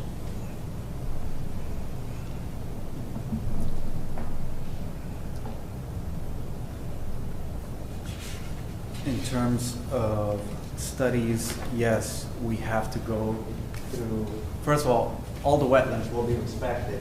None of the wetlands will be touched. There will be a 50-foot riparian buffer yard from the wetlands. Those will be maintained as natural wildlife corridors. Everything green that you see on the map will be untouched. In terms of studies, yes, we have to go through studies at the federal, state, and local level. The federal level with the U.S. Army Corps of Engineers to get a jurisdictional determination, and then, of course, the state agencies that go along with that water quality certification and permits related to the state. This project will adhere to all of those, and we believe that there's no negative impact. The project won't be seen, won't be heard, won't disrupt the neighbors once it's built. Mr. Pinckney, can I ask him a question, please? Yes. Just for clarification, animals will have access to the wetlands. Is that what you were stating? Yes, ma'am. So the existing transmission corridors that go north to south, there's 2 of them, 100 feet wide. Those will remain in place. All the wetlands will remain in place. All the buffer yards around the perimeter will remain in place. That substantial area for the animals to move freely throughout. And like we said, the project won't have a big old fence around it. It will have only fences around the arrays. Those are these 10 or so pods, so the animals can freely move in between the arrays. The fine yellow lines, that would actually be fencing. You could Yes, see. yes. So if you see the blue are the solar panels, and then if you look to the edge of the blue, you're going to see a yellow line. That's the fence. Okay. The lines going, taking this energy away from the project, do those pose any, how far away, how close will those be to where people live? How much danger is there from whatever is coming out of those lines? I mean, I can see how I would feel about having huge lines coming through the property, and it didn't occur to me that those might be a danger to people. That's a fair question. Those actually exist. We're not going to build any transmission lines. Those transmission lines have been there since, I guess, the 70s. So they're not going to be bigger or heavier or carrying more energy or anything than what's been there in the past? We won't do anything to the transmission lines. Okay. And I was just going to point out, as part of our solar farm floating zone ordinance, as far as like, you won't have these just anywhere in the county. You have to have a minimum of 5 acres, and a portion of this solar farm, it has to be located within 2 miles of an existing electrical transmission line. But in order for a transmission line to accept this type of project, it has to be a high voltage transmission line. It can't be just any transmission line. So that does narrow down how many solar farms can come in the county. That sounds scary to me. Well, so like the I'm not worried about that. Yeah. I'm worried about what it gives off to humans. Gives off electromagnetic field. Yeah. Exactly. It's not like radiation or anything. Yeah. I used to build it now. Yeah, okay. And then, believe it or not, and I know people don't realize it, and I realize, a lot of people don't really, myself, when the Moffett one came, I didn't know a thing about it, and I had to do a lot of research, and a lot of us it was new to us. So there is that unknown. But I would just say, if you had a residential subdivision here, 740 acres, and you took out 74 acres, 10% for open space, using the by right zoning, you could have 670 houses, which would create over 6,000 daily traffic counts a day. And with that comes a lot of noise in a community, and well, you don't know what you're going to get. So the impact to the community is a lot less than even a residential subdivision. But they couldn't get septic approval, so we would never have that there. So, And Mr. Chairman? and it, you know, won't, during construction, it probably will be noisier, but, once all of it's constructed, they do seem to make good neighbors. They're quiet, they don't produce a lot of traffic. But that was And you don't have anybody usually to fight with outside your back door, so. one lady asked about where the construction traffic would enter and exit and how it would affect the neighborhood. I don't think anybody ever answered that for her. And I think her other question, Mr. Chairman, am I in order? Yeah, okay. So regarding the traffic, it's important to keep in mind that we'll have essentially two peak periods of truck traffic. Those periods would last about a month each. The first one would be for gravel delivery, and then the second would be for solar panel delivery. So those two separate months would be heavy traffic, or more than usual during the construction period. But other than that, it would be fairly standard to any other construction type. Do you know where they're entering and exiting the property? Because that was her specific Yes, question. And that's a fair question. It ultimately depends where the materials are going to be brought in from. We've got the factories down in south in Georgia, but we've got other equipment, materials coming in from different areas. I mean, the design from the road, will you be entering it from 278 or Lightfield Road? That's the boundary of the. So in red, in the conceptual site plan that you have in front of you, we've got 4 proposed access points, 2 along Grays, 2 along Langsfordville Road. So it would enter, construction traffic would enter through those 4 access points. Okay, so that's fair to say 50% on Lightfield Road, 50% on Grays Highway. It would be split, yes. Mr. Chairman, I think am I all right in order? Yes, go ahead. I think the lady asked the question of what value, I think she was talking about what value would the solar farm put on their property and their land. Would it bring the value of their property down, or would it increase the value of the property? I think that was the question she asked, and it was not answered. Do you have any idea what you think? Yeah, so essentially the data from across the U.S. shows that solar farms have little or actually no measurable impact on property value. Yeah, okay. I think that was the question she asked. She left, but I believe that was the question she asked. There was another question about would there be any tax increase? On their property, on property tax. No, not to any neighbors. She said not to any neighbors. Yeah, you're only taxed for what's on your property, so, no. Okay. It was a question someone asked. Yeah, that was a question. Do we know how many residents in Jasper County? I mean, I'm assuming that these solar farms are benefiting the power companies, not, and maybe that gets passed on to residents as a resulting effect, but do we know how many, like, are any of Palmetto, for example, which serves our community, is Palmetto tapping into the Santee Cooper side? Or is all the energy that's being produced out of this going to our? Santee Cooper supplies Palmetto Electric with their power. And then the 3 grids in the United States, the Eastern grid goes all the way up the whole Eastern seaboard. Power is sold kind of like a water line, so if you don't have a lot of pressure, you need to turn on the generator to keep the pressure up. They could pull this power, sell it to another power company in another state even, if they needed to. They're probably going to use it for themselves because we got such large growth in this area, but does that answer your question? Yeah, I think the key is to some of the concerned residents would be that our local communities are benefiting from these solar farms. You know, they're lowering energy costs for the community.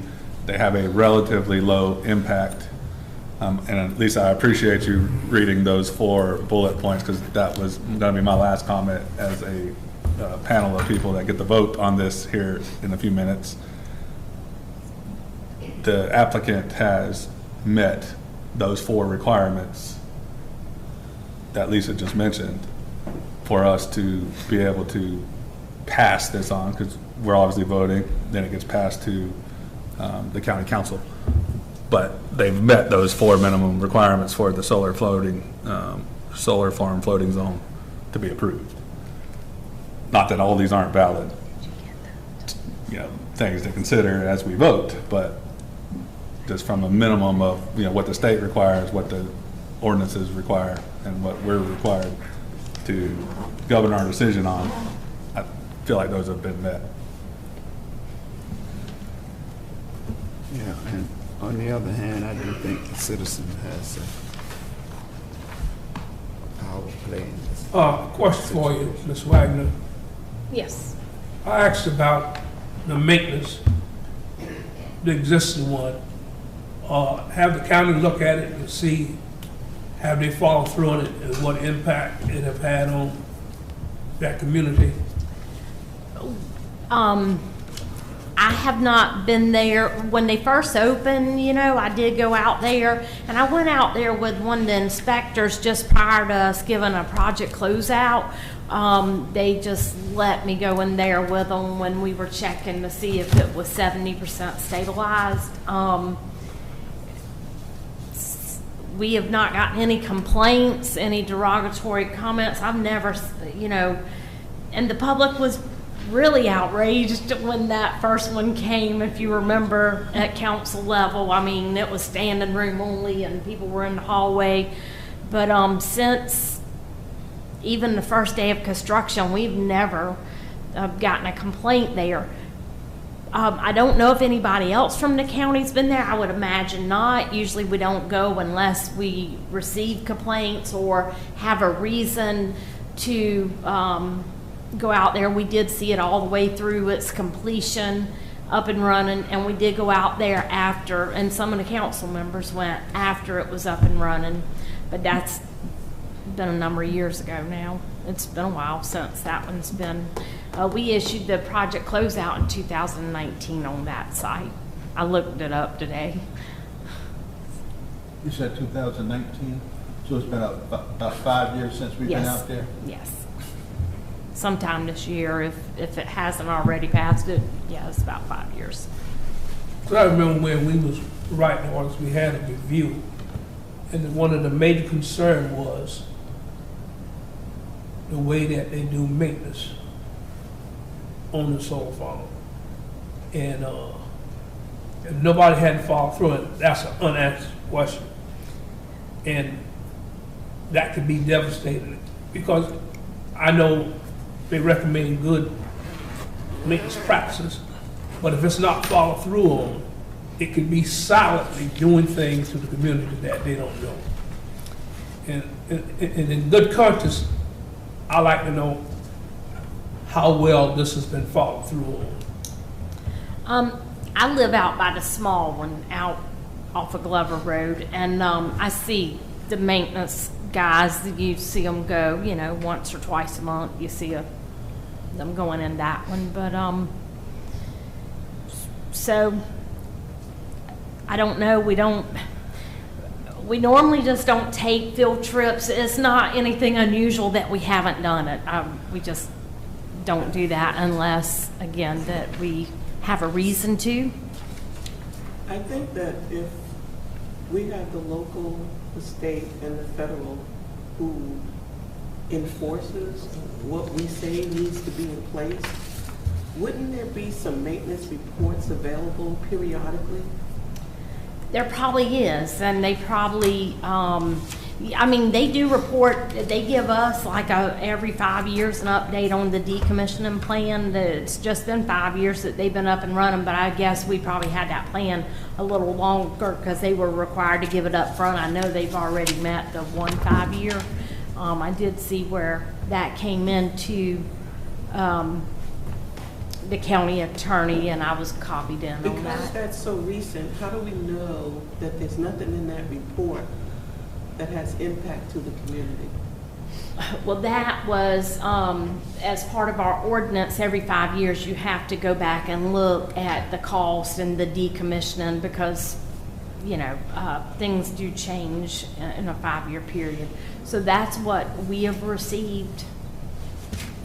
And again, we saw it all the way through permitting. I know that, like when they, not only with the county, when they permitted that, they had to get a project closeout, but they also had to close out their, like their NPDES permit, their erosion control. They, that's through DHEC. They have to send in a notice of, well, it's a notice of intent when they start, but a notice of termination when they're completed. So it's more eyes than ours have been on it, but that's just like if Dr. Bostic has a business and the county, he's building this, whatever, his empire, his business, and we see it all the way through all of that, and we, you know, he can't open it up till we go and do all the checks and make sure it's ready for us to give him a project closeout. So we go open up the business. We don't normally, I think the fire marshal goes out once a year, hopefully, and checks that business to make sure they still have their fire extinguishers and whatever they require, you know. But other than that, I don't think anybody from the county just goes to the business just to go. I could be wrong, but. Don't you think those sorts of problems are handled like DHEC? I mean, I know, you know, we were in the automotive business and they send around folks to determine whether or not you are handling chemicals appropriately or anything that's environmentally a hazard. So it's beyond, I think, what the county would do. I agree with you. But the gentleman's already said that they are using products that are more off the shelf than something that requires training. I mean, there's some heavy duty. I don't know how the county would monitor that. I mean, frankly, we don't have the expertise on staff. And I would imagine I know from the state, at one point, instead of cutting the right of way, they sprayed it. And they found out the impact it had, and they abolished that. My question and my concern is that county, state, and if the state are doing it, the county gets a report of what they review. Have anybody been reviewing this? My office has not Mr. here. Chairman. I can't speak for anybody else. Would that fall under the power company at that point? Would Dominion kind of be over it since it's tied to their system and they have their technicians going in and working on it and they've got oversight as well? I would think that they may be able to. I think he's talking about the chemicals used to control the vegetation, herbicides. That as well. They're probably the ones applying it. I mean, suppose we I could mean, have 400 chemicals. acres, that's a lot of grass cut, a lot. Right. A lot. What to be done And correctly. I want to know, how is that managed? You know, you might be looking it up from afar off and saying, well, that's fine. And not knowing that people who fish in the creeks and the wild is getting hold of that chemicals they're spraying. It's not in writing, it's a simple soft voice say, well, yeah, we try to use one off the shelf. And 20 years down the road, you find a lot of people getting sick with something being used that nobody paid attention to. And we sat here and approved it and said nothing. So if it's going into creeks, the county doesn't have the ability to monitor that water, but DHEC does. That would fall under Whatever DHEC. DHEC do, they leave a report with the county. My question, have the county received a report from DHEC or anybody? My And you, office early has answer, not. you say no, yeah. you hadn't seen the report. You don't know if anybody had reviewed this. I don't think it's under our jurisdiction, but I can check with our lawyer. I mean, I think that's DHEC. I don't know of them to I think send a us bigger reports, concern but would- I can check and see. would be shallow wells. I mean, that's been a problem in the county because a lot of people couldn't afford a deep well and they put shallow wells in. And so the runoff has more of an impact on families with a shallow well. So, I mean, that would be a concern if there's a significant amount of chemical going in the ground. I don't know, is that something we could ask the county council to consider as they move forward in the process? That's where enforcement comes in. Doc? Yeah, I think that, that comes down here under safety on number 9, under 874. It talks about what we can recommend to the county council as a planning commission to deal with public health, safety, whatever morals are. I don't know what that means. And convenience, order of appearance and all that. These are some things that we can recommend to the county council. Is that in the, what is that you're reading from? That's in the, what is it, Lisa? That's in the solar farm Oh, that's loading it. zone. Okay. And, That's our eight. directions. Right. Okay. That's under 874, number 9. But what I was going to say, as far as the vegetation and the herbicides, you know, the county has always had a problem with enforcement of these things. Yeah. Go to Yes. litter and everything else because they don't have the manpower to do it. But I would definitely, as a commissioner, like to see what's happening to the 900 acres that somebody already has. You know, we need to know that before we approve another 400 acres. And if it's been well maintained and everything is fine, like you say, you can't always see the effects of something today. It may be 10 years from today before you see the effects of a herbicide. It's the same thing when we went to Vietnam. They didn't know about Agent Orange. All this stuff happened later on. And how would you like to see it? Do you want to go out?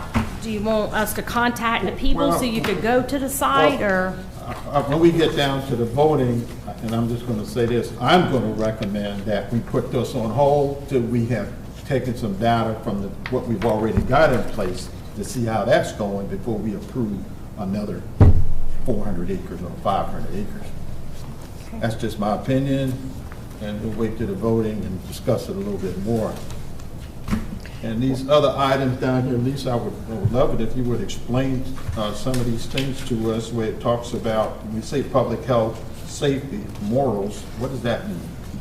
Probably for Moral, citizens. convenient, order, prosperity.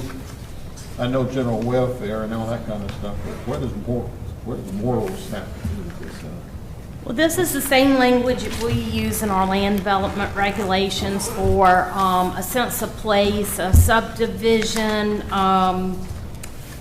you know, how things fit in with With the community? with the community, the character of the community. Okay.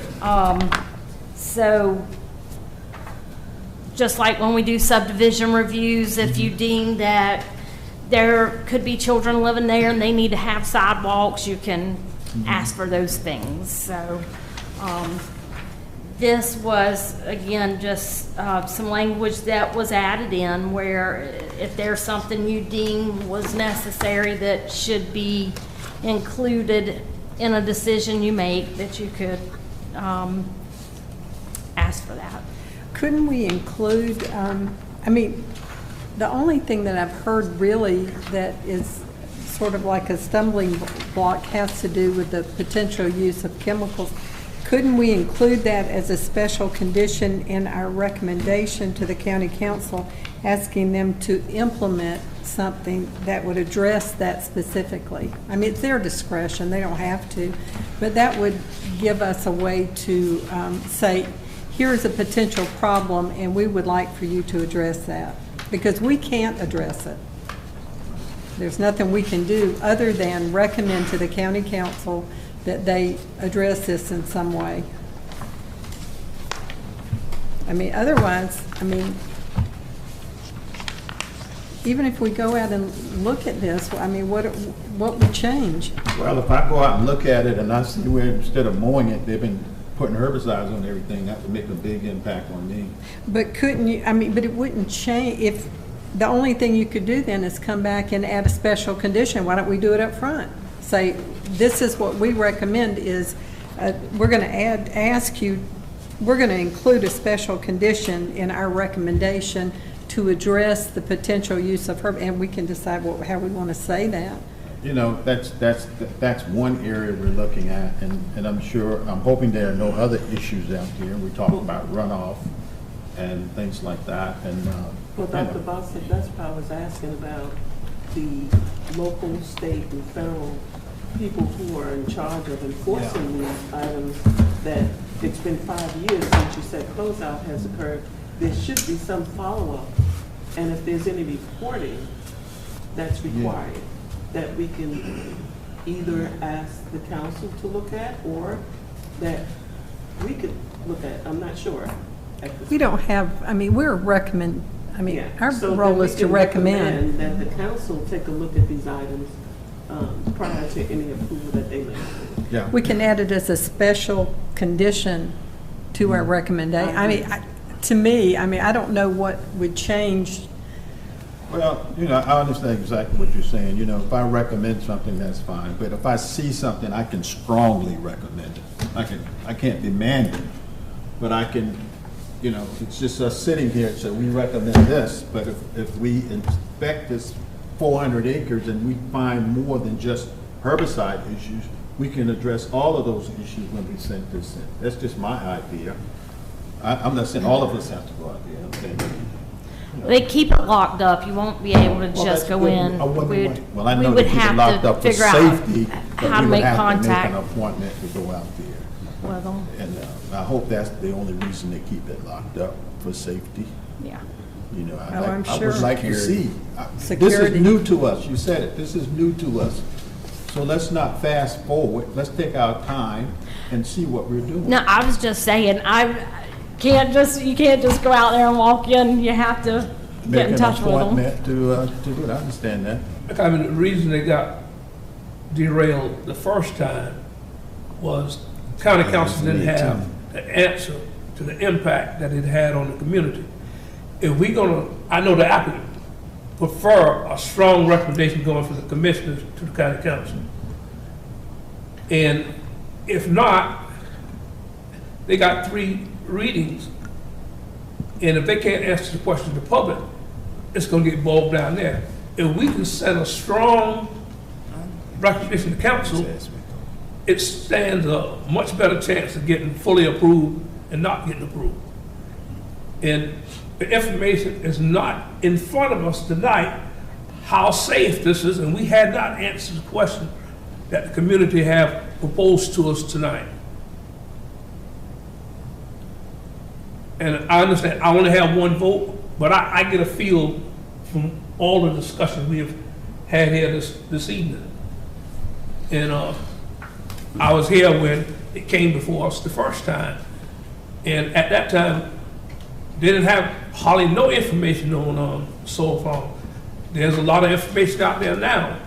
And I know for a fact, one of the main issues is the maintenance on solar farms, what impact it has on the community. Mr. Chairman, for me, I truly don't believe that. I'm not saying this is what we're doing. We should make up rules as we go, but I do think if something comes before us, just like Dr. Bostic said, you said we should make a recommendation to council, but I don't think we should start tonight making up rules that, you know, we don't have clear answer to ourselves. But we should, but just like you said, these things coming up, we should make recommendation to council and to the county council and try to get some of these questions answered. That's why in the beginning I talked about enforcement. And I know Lisa's office is not equipped, but we have to really get on county council about enforcement. So Lisa can get some help and get some of these things done. But that is my feeling, you know, I'm not sitting here yet. Even with help out, we won't do the water Right. quality control as Right. far as the Yeah. testing, that's gonna come from DHEC. Right, I don't, yeah. They're the so, environmental you know, arm. That's, thank you, Mr. Chairman, that's my point. Lisa, if the majority of folks on this commission don't feel comfortable with this, is this something we can address at our meeting next week? That would give people who want to go look at the other site an opportunity, and then we could address it next week when we meet? Well, I guess you could, but if there's more information you want, can you get that quick enough? I'm gonna be working tonight and tomorrow night still to come up with the staff report for next week's meeting. I've been busting my behind to get that stuff ready, so it just depends on what you want me to provide to you next week for this, and if I'm able. Well, the applicant, you can come back up to the podium. Yes.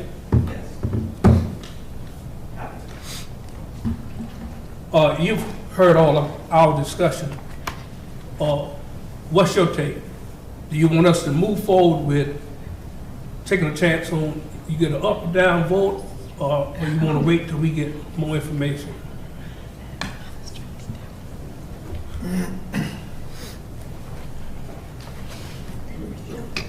I just want to make sure the question's clear. You're asking us if we would like for you to defer to your next meeting, maybe not the next week, because then you have a special meeting, but the next month.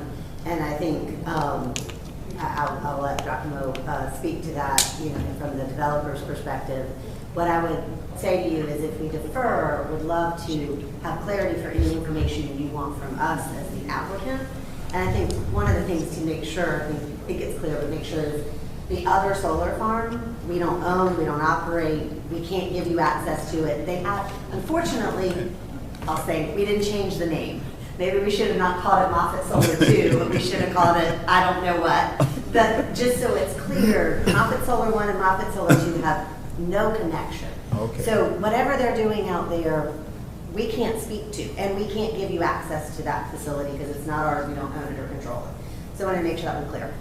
What you've heard from us tonight is that the O&M practices of this developer is to mow and to spot treat with over-the-counter herbicides and not to use any chemicals that are at that commercial level. Now I'll tell you, that is typical of most solar farms and developers that I talk with.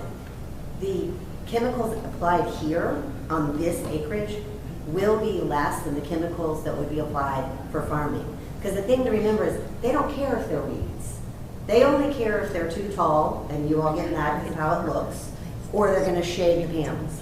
They're not trying to get rid of weeds the way that a farmer that's doing agricultural work is. So they have no reason. It's an added operational cost to them.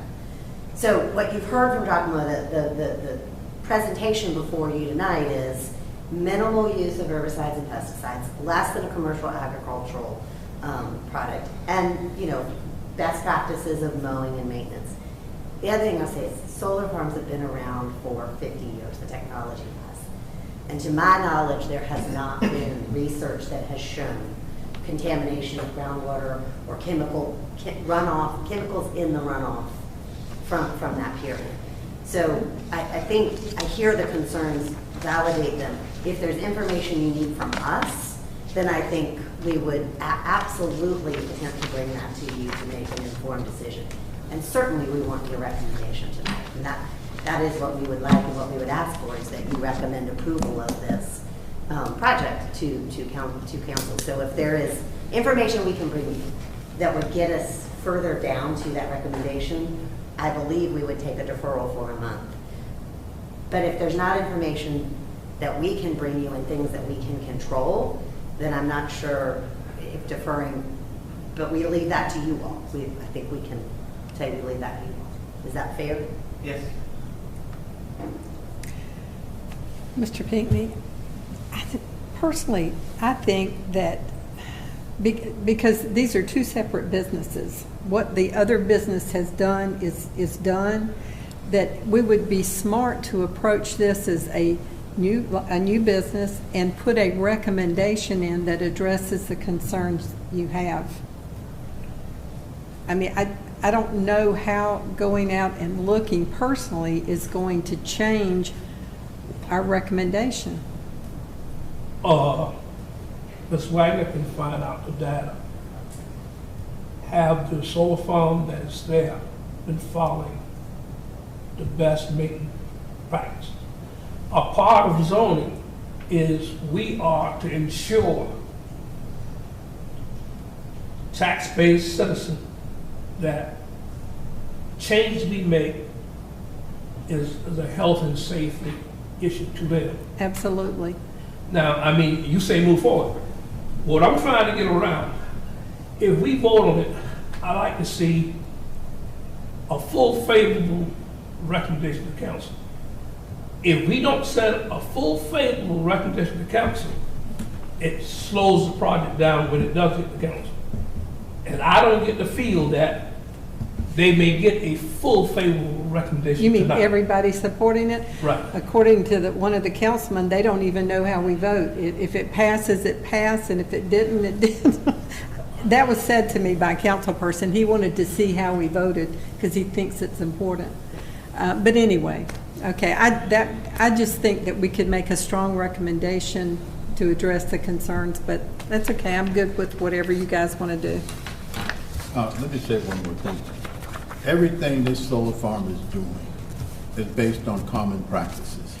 So you can almost bet your bottom dollar if what one is doing here, another one is doing here. Because all your data, you're telling me this is what all the solar farms are using. This is what they're doing. So if it walks like a duck, quacks like a duck, it's probably a duck. So if I go over here and I see these guys not mowing, spraying everything, I can almost bet your bottom dollar that the rest of them are almost doing the same thing. I mean, if I was betting, I'd bet that, yeah, that's the common practice. That's what they're doing. And if nobody's inspecting them and nobody's looking at what they're doing, like you just said, we hadn't seen anything in 5 years. We don't know what's over there. And we go over there and everything's beautiful and loving, and we say, hey, look, let these guys go. The industry is great. This is what they're doing. But we know every now and again you find a bad apple. But you know, if we go over there and see everything like it's supposed to be, we don't have anything to say but give you a fingers up. That's just my opinion. And I don't see where it's going to make a big difference. Because I mean, our meeting comes late in this month, so rather than a month, you got about like 3 weeks before we'll be seeing you, can see you again. I think you've heard from us that we will leave that to your decision. Our request tonight would be that there would be a recommendation of approval as presented. And that's the request that we're here before tonight. If you choose to table it, all that we ask is you tell us what you need from us. Because we can't control anything else. Staff would need direction. If staff needs direction, we need direction. I mean, oftentimes things are tabled for a report to be brought or something to be brought. We can't do that to answer the questions that you're asking about Moffett Solar One. So if there's specific information that you want from us as an applicant with respect to this development, we will happily bring it and want to answer all of the questions. I think we have. I think you have the practical questions of what's going on that site. We can't answer this. I don't disagree with you that what's going on this solar site is maybe what's going on this one. But you can't be guaranteed it is because different people own them, different people maintain them, different practices, different company philosophies. I do agree that oftentimes what is happening on one is happening on the other, but it's no guarantee. There's zero chance anyone's getting access to that site. I mean not in a couple weeks would be my guess, but I don't want to speak for the developer. High-powered attorneys, and somebody's going to have to file a complaint, a legitimate complaint, before anyone's going to get access to that site. In my experience, that would be the case. We think this brings a benefit to the community that has been talked about tonight in preserving the land that is there for a use that ultimately has a low environmental impact and won't be seen and won't be heard and won't be smelled and all the things we've talked about. And so to hold it up, trying to get some information that maybe isn't relevant, but again. Well, is it our purview? Where I struggle, because I sit on multiple boards and we deal with this all the time, is it within the body of this board's purview to bring up, now certainly citizen topics would certainly be within our understanding and ability to make a judgment on, but is bringing up really specific things with chemicals, with solar glare, with, to me, that's not within our board's purview. There are government agencies and permitting processes that any developer, an architect, zoning officials, building officials have to go through that far exceed any of our knowledge. Like, we're not experts, so if I'm not an expert in something, it's really hard for me to vote for or against it when it's not in my purview to really even consider. You know, to me, what is in our purview to consider were some of the zoning ordinance that we're governed by. Those 4 topics that Lisa presented, which was in the last page of our packet. And so I always really struggle, because it's not that it's not good conversation, I think it is. Maybe it sways a vote or 2, but I feel like sometimes we go down rabbit holes that maybe the county council, there should be a recommendation to the county council that, hey, we want to consider these things. But we are given additional instructions. It's not just those 4 things, and as a commission, we do, as Chairman Pinckney pointed out, we do have a responsibility to consider all of those things that Dr. Bostic read. It's written in the directions for us. And however, it comes as a recommendation to the county council, and that's where I think it's appropriate to be added to our recommendation. No, I agree but with that. we have to consider a lot of other things other than those 4 things, and that's part of our mandate as a planning commission. And I would hate to be a commission that sits here and pass things that we find out we don't have no control over the next 10, 15, 20. I mean, that's scary for us to be passing stuff and finally realize that Well, I think that that's nobody why, can control and find out what's going on. that's why that number 9 was Right. put in there. Yeah. It expands upon our responsibility in addressing the needs of the public. I agree with Mr. Pinckney. But I'm not going to say it again.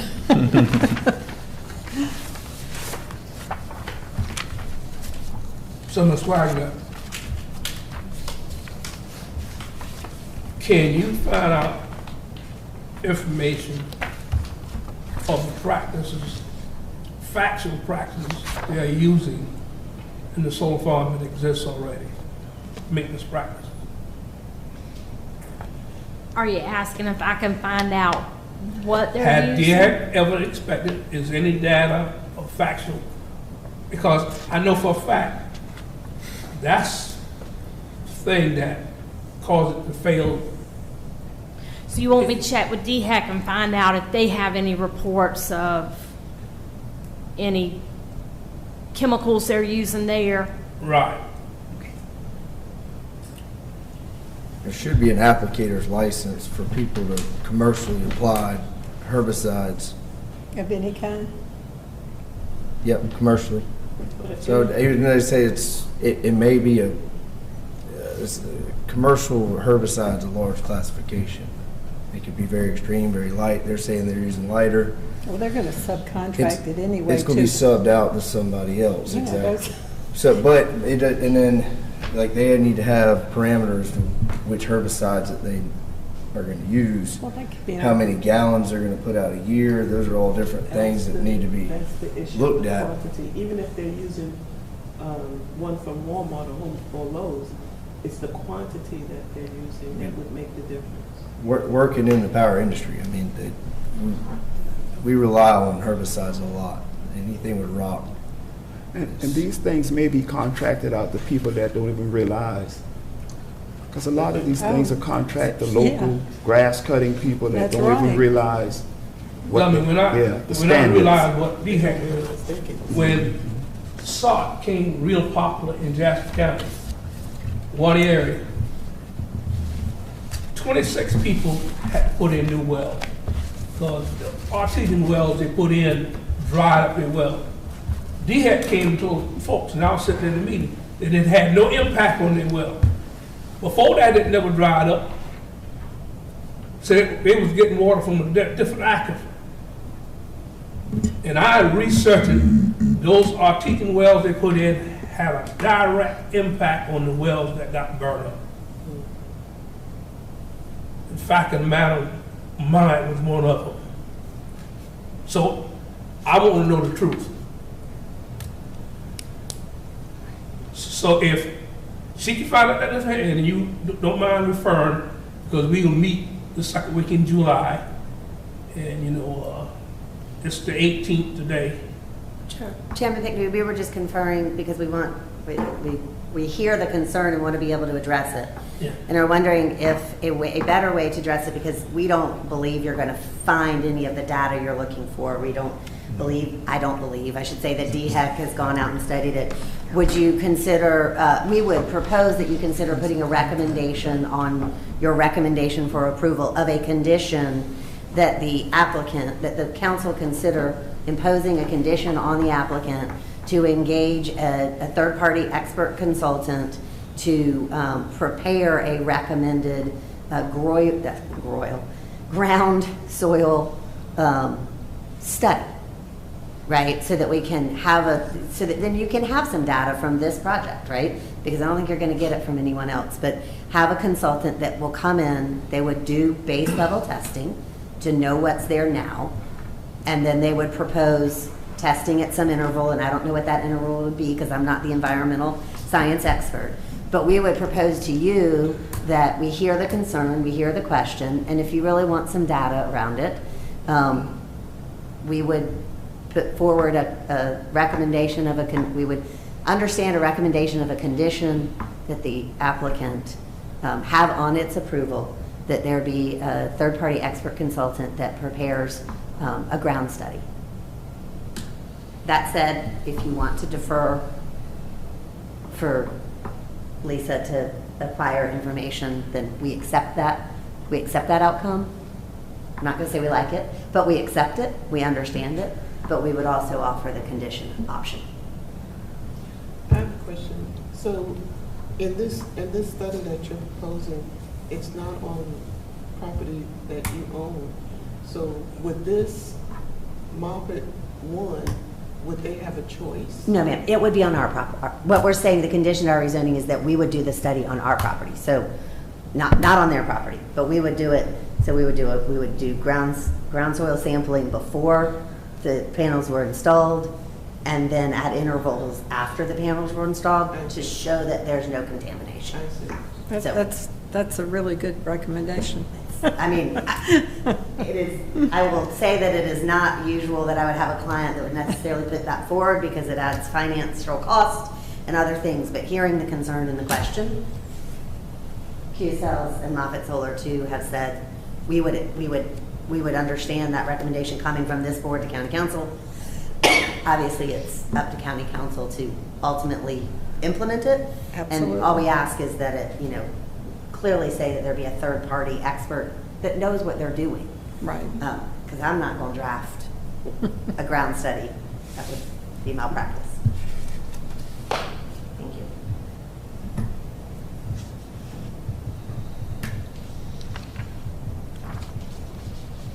Commissioners, what shall be our recommendation for tonight?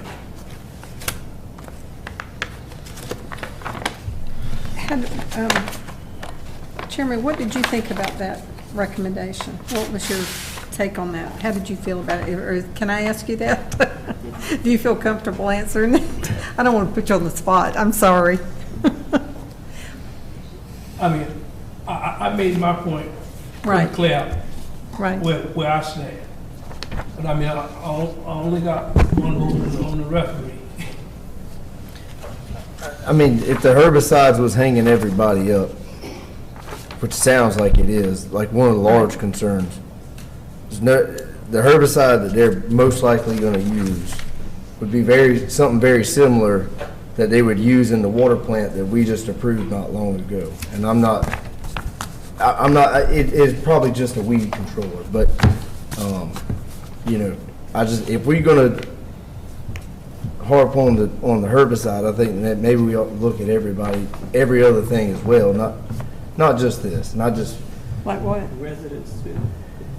Well, that can't be controlled as easily because it's not commercial, but, I mean, if we're gonna consider, as I said, making rules. Well, we're not making rules. I'm asking or recommending that give us 3 weeks to get some more information, that we can give them a fair shot of voting it up or down. If you call for the vote and they get the votes, they move on to council, we'll have to file this vote tonight. But if you want to give us 3 weeks, because it's about 3 weeks to our next meeting. 4 weeks, July 16th. July 16th.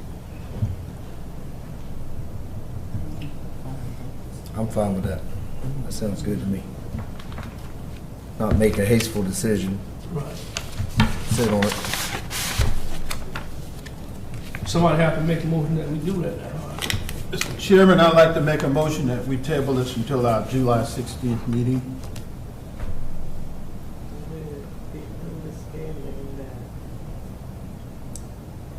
Ms. Wagner going to research to get whatever information that, I don't have to go inside first. I can drive in and walk close enough to tell you what's going on. I thought you instructed me to check with DHEC to find out what. Yeah.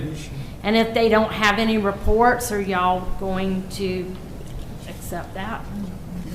Well, I heard what the gentleman at the end say until this thing is locked up like Fort Knox, but it doesn't exist anymore, I think. But I mean, if DHEC hasn't been in there and doesn't have anything. Well, that's what I'm asking. Is it open to the Jasper County government to be able to go in there and inspect?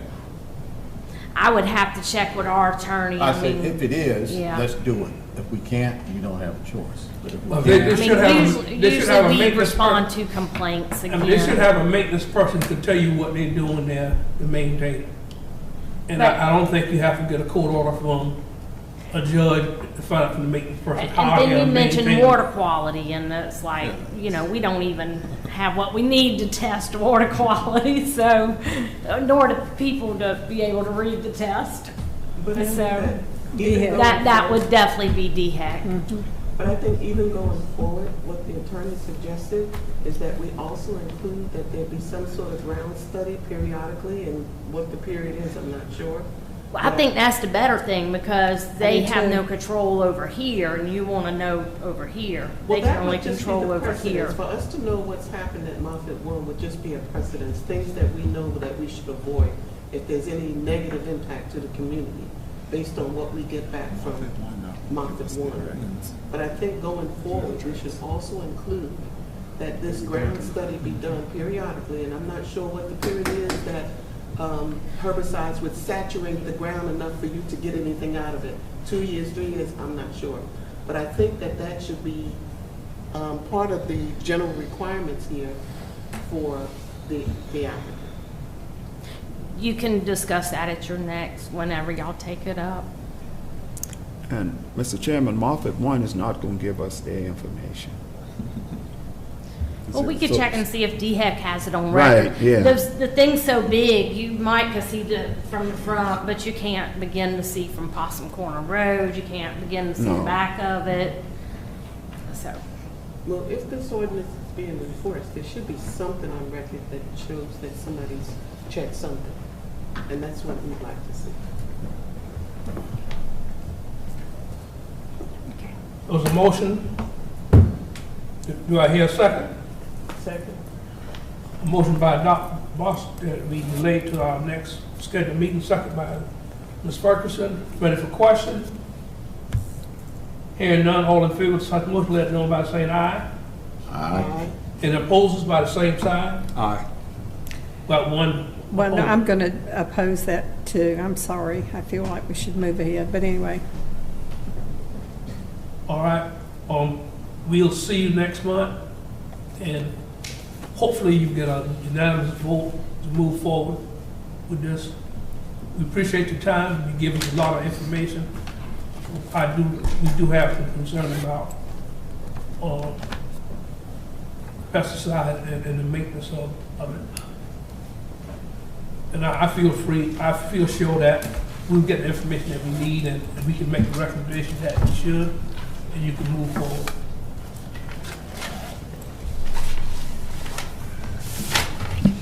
I was just going to offer, if anybody would like to go out and visit the property, I'm not going to have you arrested for trespassing. Show up out there, so I did want to extend that invitation. Thank you. Thank you very much. Maybe we should take a field trip. Okay, we down to on our agenda to open discussion. Do I have any discussion from anyone? No, sir. Not for me. Mr. Chairman, I just have one question for Lisa. Lisa, last week when the young lady came before us, there was not so much stuff I forgot now. Infrastructure. You remember the young lady that came before us last time that drawing up the Denise Grabowski's. right, that's drawing up the, and there were not a part in there we talked about putting something about infrastructure in the plan. Right, with the comprehensive health plan. We talked about putting infrastructure Yeah, I'm in saying there. we didn't have no discussion on infrastructure in the comprehensive plan. We're coming to y'all this coming Oh, okay. month, Tuesday, Okay. on June 25th at 3 o'clock. Oh, I thought they was bringing it before it's already done next Tuesday. We're bringing a lot of proposed zoning text amendments to you next Not Tuesday. approval, y'all just bringing, not asking for We're approval. gonna ask for approval, yeah. And see, that's when I meant to call you and say, we didn't have no discussion on infrastructure, to put in the, anything about it. So if you remember, we were doing a 5-year review of our comprehensive plan, which led us to, we said in the beginning, we were gonna focus on just land use primarily and community facilities. But then we have the moratorium in place, and the moratorium will expire July 31st, so it was intended that we were reviewing our zoning regulations to find out, we're mainly just studying that one area, and when we get done with that, so that we can get out of the moratorium, then we're gonna go back and look at the county as a whole, and then, as far as land use and community facilities. So right now, our focus is this U-Haul, Broad River planning area, so that we can get out of this moratorium. And we've been working hard to put together some zoning regulations to bring to y'all next Tuesday for your consideration. And I still have to write staff reports to be able to get your packages together, so. Yeah, I just feel that there should be something in there about infrastructure. That's just my point. So it would only apply to our moratorium area at this point. I mean, we have instructions from our council and our administrator. They don't really want to extend the moratorium. We've just right now got to focus on this moratorium area. Oh. When we can finish that, then we're coming back to do the rest of the work. Okay. Yes. Okay. They'll have to have a public hearing Thank on you. those, right? At council Yeah, it'll level, go, yes. and they'll have a public hearing, okay. And also, there's South Carolina Vegetation Management Association. They probably supply you some more information as far as herbicides and stuff like that as well. That's where a lot of power companies and NatureChem, a lot of these big chemical companies, they come together and they sell product and discuss it. It's a whole board there as well. So. What's the name again? SCVMA, South Carolina Vegetation Management Association. Each state has their own VMA, but they do conferences and stuff like that. So. Good information. Thank you. Along those lines, I know we're finished with everything, Lisa, and I know I kind of beat this horse a little bit. We got that larger acreage. For 40 years, we're going to be applying pesticides. And I really would like to know what the pesticides they're going to be, herbicides that they're going to be using once a month for 40 years. That's a lot of chemicals. And I just would like to know what are we going to be using? And the amount. Yeah. The amount. What this board that he's Well, that's talking what I'm about may saying. have a When he great. said that crossed my mind. Yeah, that's a great idea. What are we using for such a long period of time? And see, we can't just think about one project. These projects are going to have compounding effects on each other. See, so we're not talking 500 acres, we're talking about 1,200 or 1,300 acres for 40 years using pesticides. So let's kind of pick a time and look at it and see if there's anything to be seen. There may not be anything. I don't think you can make them go back and fix phase one if something is wrong, no, you know? no. That's not the expectation. Yeah. Whatever, I don't know. I mean, I could be wrong, maybe you can do that. I would really have to check the legalities of that, but if they don't own it, I'm not quite sure how you get there. Well, whoever's responsible for it, somebody's got to be responsible. But that recommendation that this lady made, I'm sorry, I'm terrible with names. I like that too. I like That is a great recommendation. I like that. But it gives data going forward and an ongoing basis. So it's really a good And something recommendation. could be responsible Gives me a for, good yes. feeling that she did that. It really did. So we'll have to Our remember meeting that. next- Any other discussion? I'd just like to remind you, our meeting next week will be at 3 o'clock. Yeah. 3 Next o'clock. week, When? Tuesday, here at 3 o'clock, June 25th. And it's the zoning ordinances that complement the comprehensive plan. Only for the Will moratorium. dinner be served? But we weren't going to because it's at 3 o'clock. I won't be hungry yet. Chairman, Maybe a snack. Mr. Chairman? Yeah. if there's no other business, I'll make a motion that we stand adjourned. Second. Second. Motion made, we stand adjourned. This meeting stand adjourned. Okay.